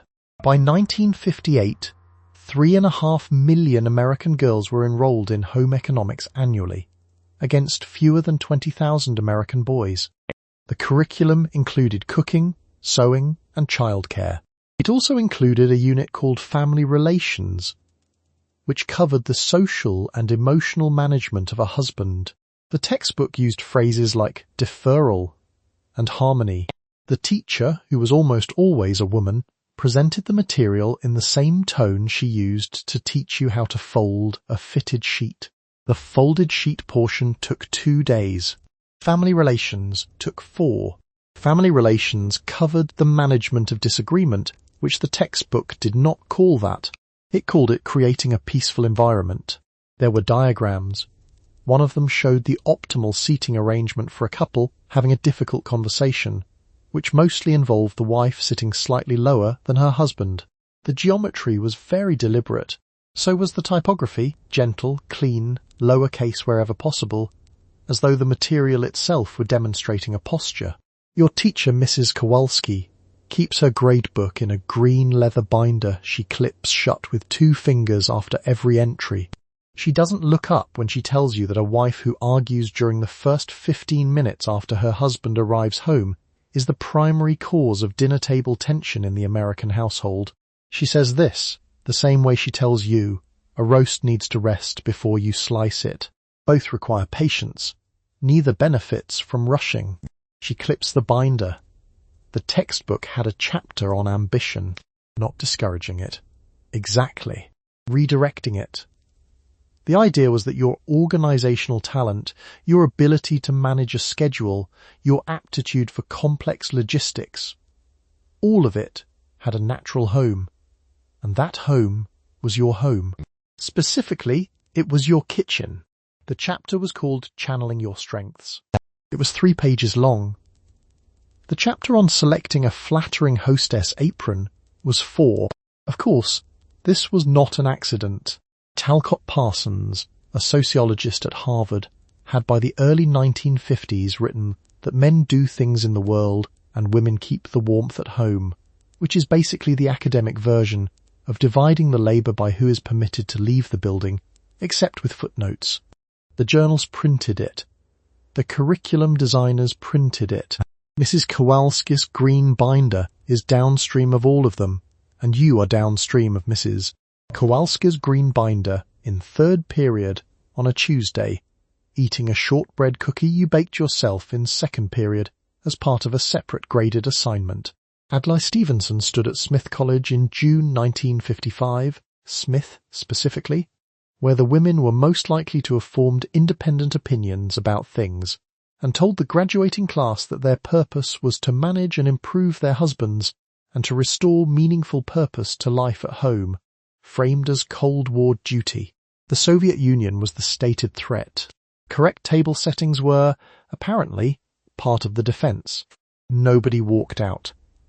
This is also something the textbook could have listed under harmony. By the time you finish the unit on family relations, you've learned to identify the warning signs of a tense homecoming and to address them preemptively. Low noise, fresh face, nothing visibly wrong. The curriculum doesn't frame this as performance. It frames it as skill. And it is a skill in the same way parallel parking is a skill, technically demanding, regularly required, and something you'll be expected to execute perfectly in front of an audience who won't acknowledge they're watching. You meet with your guidance counselor in 11th grade. You have just told her you would like to study chemistry at Vassar. She listens. She nods. She then explains, gently, that boys at Vassar do not, generally, marry women who study chemistry. She suggests teaching or nursing or, if you are sure about college at all, perhaps English literature. She is not unkind. She is, in her view, helping. The conversation lasts 20 minutes. The conversation is then recorded in your file as a successful guidance session with a date and a small green check. Her name is Mrs. Halverson. She has a degree in education from a state normal school and a framed photograph on her desk of her husband, Gerald, standing next to a boat he does not own. The conversation, by Mrs. Halverson's count, will be 18 of her minutes and 2 of yours, a ratio she considers balanced and the file considers complete. She slides a pamphlet across the desk toward you, neat, slim, and reliably illustrated. It is called Planning Your Future, a guide for young women. The cover shows a woman in a shirtwaist dress holding a casserole dish and smiling at someone outside the frame. The pamphlet does not mention chemistry. The pamphlet does not mention Vassar. The pamphlet mentions, in bold, that a pleasant disposition is a career asset. By 1958, about 3.5 million American girls are enrolled in home economics annually. Fewer than 20,000 boys. This is not a statistic Mrs. Halverson would cite. It's simply the water she swims in, and she has never once noticed it's wet. The home economics wing is across the hall from the wood shop. The wood shop smells like sawdust and ambition. The home economics room smells like Crisco and a future already decided. A girl at your school doesn't take the hint. Sharp, impatient, the kind who finishes exams early and then rereads them looking for errors. She tells her counsellor she wants to study law. The counsellor, a different one, Mr. Fenwick, with a coffee stain on his tie that has survived at least 3 Tuesdays, writes unclear vocational goals in her file. Unclear vocational goals? She wanted to argue cases in front of a judge. He thought that was unclear. The file is the thing. Your file moves with you. It arrives at the admissions office before you do, carrying Mrs. Halverson's green check and whatever else she has decided to record about your suitability for the future she has selected. There's no version of the file that contains your chemistry grade. There's no checkbox for genuinely interested. The form has columns for social adjustment and realistic expectations. The form is very thorough about the things that don't matter. This isn't purely Mrs. Halverson's invention. Adlai Stevenson stood up at Smith College in June 1955 and told the graduating class their job was to manage and improve their husbands. Stevenson was the Democratic presidential nominee. He had lost to Eisenhower twice and was, at that particular moment, the most prominent liberal intellectual in American public life. Managing your husband, in his framing, was anti-communist duty. The girls in the auditorium had 4-year degrees. He told them this anyway. Nobody walked out. You go home. You sit at the kitchen table. The Betty Crocker picture cookbook is on the counter, the second best-selling book in America in 1950, behind only the Bible, which is a sentence that should require a longer pause than anyone gives it. Your mother is ironing your father's shirts. The iron hisses. The starch hits the cotton, and the whole kitchen smells like something between laundry and obedience. You have a chemistry textbook open in front of you. You are very good at chemistry. Nobody has written that down. You graduate from Smith College in June 1955. The women in your class are among the most academically accomplished in the country. The commencement speaker is Adlai Stevenson, a Democratic presidential candidate and former governor of Illinois. He stands at the lectern. He addresses you and your classmates. He tells you your role in the years ahead will be to manage and improve your husbands and to restore valid, meaningful purpose to life in your home. He frames this as a contribution to the anti-communist project of the Cold War. The speech is then printed and praised in the press. Managing and improving your husband does not mean editing his reports. It doesn't mean correcting his grammar or pointing out that his cholesterol is concerning. It means the household atmosphere is pleasant enough that he remains a stable, productive citizen, which apparently holds the Soviet Union at bay. The logic is airtight if you don't look at it directly. Some of your classmates take notes, not because Stevenson is saying anything new, Mrs., Halverson said something functionally identical in a smaller room with worse lighting, but because when a man who nearly became president says it at a podium, it has the quality of a policy announcement. Stevenson delivers this message to women who have just spent 4 years studying political science, economics, and literature. He does not appear to notice the tension. Neither does the press. A professor in the third row shifts in her chair. Her name is Dr. Eleanor Marsh, and she has a tenure review in September. She adjusts her academic robe with the careful precision of someone who has decided this is not the hill. She doesn't look at you. She looks at the podium. The Cold War framing does something interesting here. The argument is that democratic freedom depends on stable homes, and stable homes depend on women who have chosen, freely, because you're in a democracy, to dedicate their considerable educations to making their husbands feel capable. The freedom is in the choosing. The fact that every visible institution, from your guidance counselor to this commencement address, is pointing at the same door does not technically compromise the choice. Talcott Parsons, a sociologist at Harvard, has provided the academic scaffolding. He has written that the husband earns the money and meets the world, and the wife keeps the warmth and the household running, and these are different jobs that go with different bodies. He has put this in print. It is cited. It makes it into textbooks. Dr. Marsh, who has a tenure review in September, looks at her own copy and closes it before the next page. By 1958, about 3.5 million American girls are enrolled in home economics annually, fewer than 20,000 boys. Home economics covers cooking, sewing, budgeting, childcare, and something called family living, which is less a subject than an orientation. Girls who show aptitude for chemistry are gently redirected. Girls who want to study law are reminded of the statistics. The statistics are not wrong, exactly.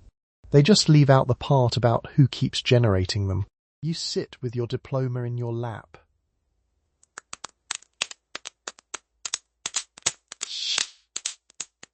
It's a real diploma from a real institution with your real name on it. It certifies 4 years of genuine academic work. Stevenson hasn't said to throw it away. He said to store it somewhere useful, like in the part of your brain that helps you run a committee meeting at the junior league or manage the household budget your husband controls, since you won't be able to open a bank account in your own name until 1974. The diploma doesn't comment on any of this. It just sits there, warm from the sun, in its cardboard sleeve. You hired another woman to work in the kitchen. She comes 3 days a week. She is black. She is older than you. She does the laundry, the deep cleaning of the bathrooms, and the floors. The census of 1950 records that approximately 44% of black women in America are in the paid labor force, against 26% of white women, and a substantial share of those black women are in domestic service, in homes very much like yours. You pay her in cash. She does not appear in any of the photographs your husband takes. Her name is Dorothy. She arrives at 7:30 carrying her own apron, folded into a square, because the last house provided one that didn't fit and she stopped mentioning it. She knows where you keep the mop bucket. She knows where you keep the good towels versus the everyday towels, and she knows not to mix them. She knows a great deal about your house. You know almost nothing about hers. Dorothy is not in a hurry to even that out, and neither, frankly, is anyone. She moves through the rooms with the practiced efficiency of someone who has learned that being efficient is the closest thing available to being left alone. What Dorothy earns is between the two of you and an envelope. Domestic workers in 1950 are largely excluded from the Fair Labor Standards Act, which means there is no minimum wage floor under her. You pay her what you pay her, less than what the labor itself costs in time and body, and there is no form she can file about this. She can't open a bank account in her own name without a male co-signer either, which is the same situation you're in, a fact neither of you has mentioned aloud, and neither of you is planning to. Meanwhile, the housewife ideal, being sold in magazines, preached at church, and formalized by Talcott Parsons, describes a woman at home by choice, liberated from the burdens of paid employment, free to devote herself fully to her family. That woman is you. It is also Dorothy, who is doing a significant portion of what the ideal describes, for cash, in your kitchen, 3 mornings a week, while you drive to the dry cleaner and the A&P. Dorothy refolds her apron into a perfect square between the bathroom and the laundry room, flat, neat, and reliably crisp at the corners. The square is on the chair. The chair is in the corner. Nobody has photographed either. Dorothy is also not eligible for the GI Bill, which is how your husband got the low-interest loan on the house, and which has, since 1944, been building the white middle class out of returning veterans at a pace and scale that would be extraordinary if anyone were calling it that. She is not a veteran. She is also not white. The brochure declines to mention either fact. The brochure is instead very enthusiastic about lawn maintenance. By 3 in the afternoon, Dorothy is done. She refolds her apron into its square, flat, neat and reliably crisp at the corners.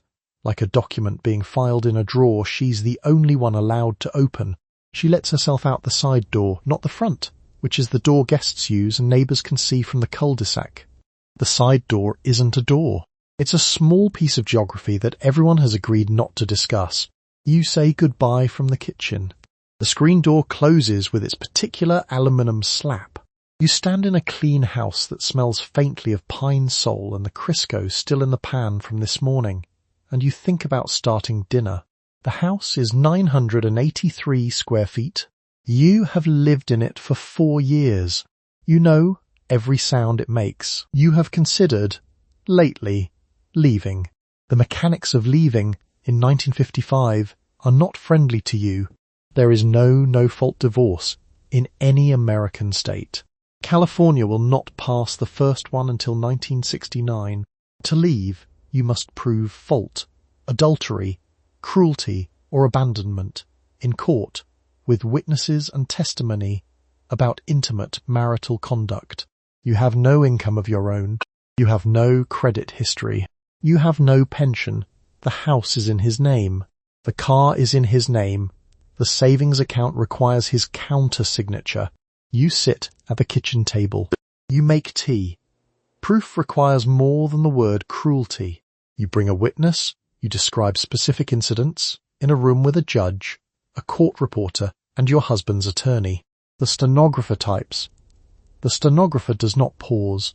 The transcript exists after that, and the neighbours will know something about its contents by Tuesday, because a town this size doesn't have secrets, only scheduled delays. The stigma arrives before the paperwork does. A divorced woman in 1955 is a specific social category with a specific set of consequences, no longer invited to certain dinner parties, moved to the edge of the church directory, regarded by other wives the way a leak is regarded, with concern, from a distance, and through a doorway that stays mostly closed. Your children's school registration will note it. Your children will note the noting. Mrs. Patricia Hollings, 2 streets over, left in 1952 and spent 3 years explaining herself at every social occasion before she simply stopped attending social occasions. That is also an option. Not a good one. Just an option. The kettle clicks off. The mug is the green one, with the small chip near the rim. You pour. You sit. The Equal Credit Opportunity Act is 19 years away. 19 years is a long time to wait for a door. The math gets quiet and specific. The average male worker earns about $3,400 a year in 1955. You earn nothing that is categorized as earning.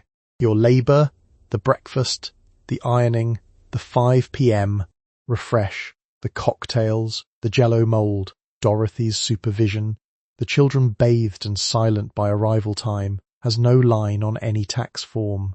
It has no number attached. It is not nothing. It simply cannot be spent. The distinction matters enormously when you are sitting at the kitchen table doing arithmetic on a paper napkin. Milltown is prescribed to you in 1956 by a doctor who writes anxiety neurosis on the form. The prescription takes about 7 minutes. the refill takes less. By 1956, Americans fill 35 million Milltown prescriptions a year, and the overwhelming majority go to women. The drug doesn't solve the arithmetic. It makes the arithmetic feel less urgent, which is a different service entirely, the Calm app of its era, except the subscription is a copay and there is no cancel button. You take it with the tea. You stake it with the tea. The tea doesn't have opinions about any of this. The Milltown is quieter about its opinions, but has them. You put the napkin in the trash. You rinse the cup, slow, careful, and reliably composed. The front window faces the street the way Levittown intended, and misses. Kowalski across the cul-de-sac is almost certainly in her own kitchen right now, also rinsing a cup, also facing outward, also visible. You fix your hair. You check the clock.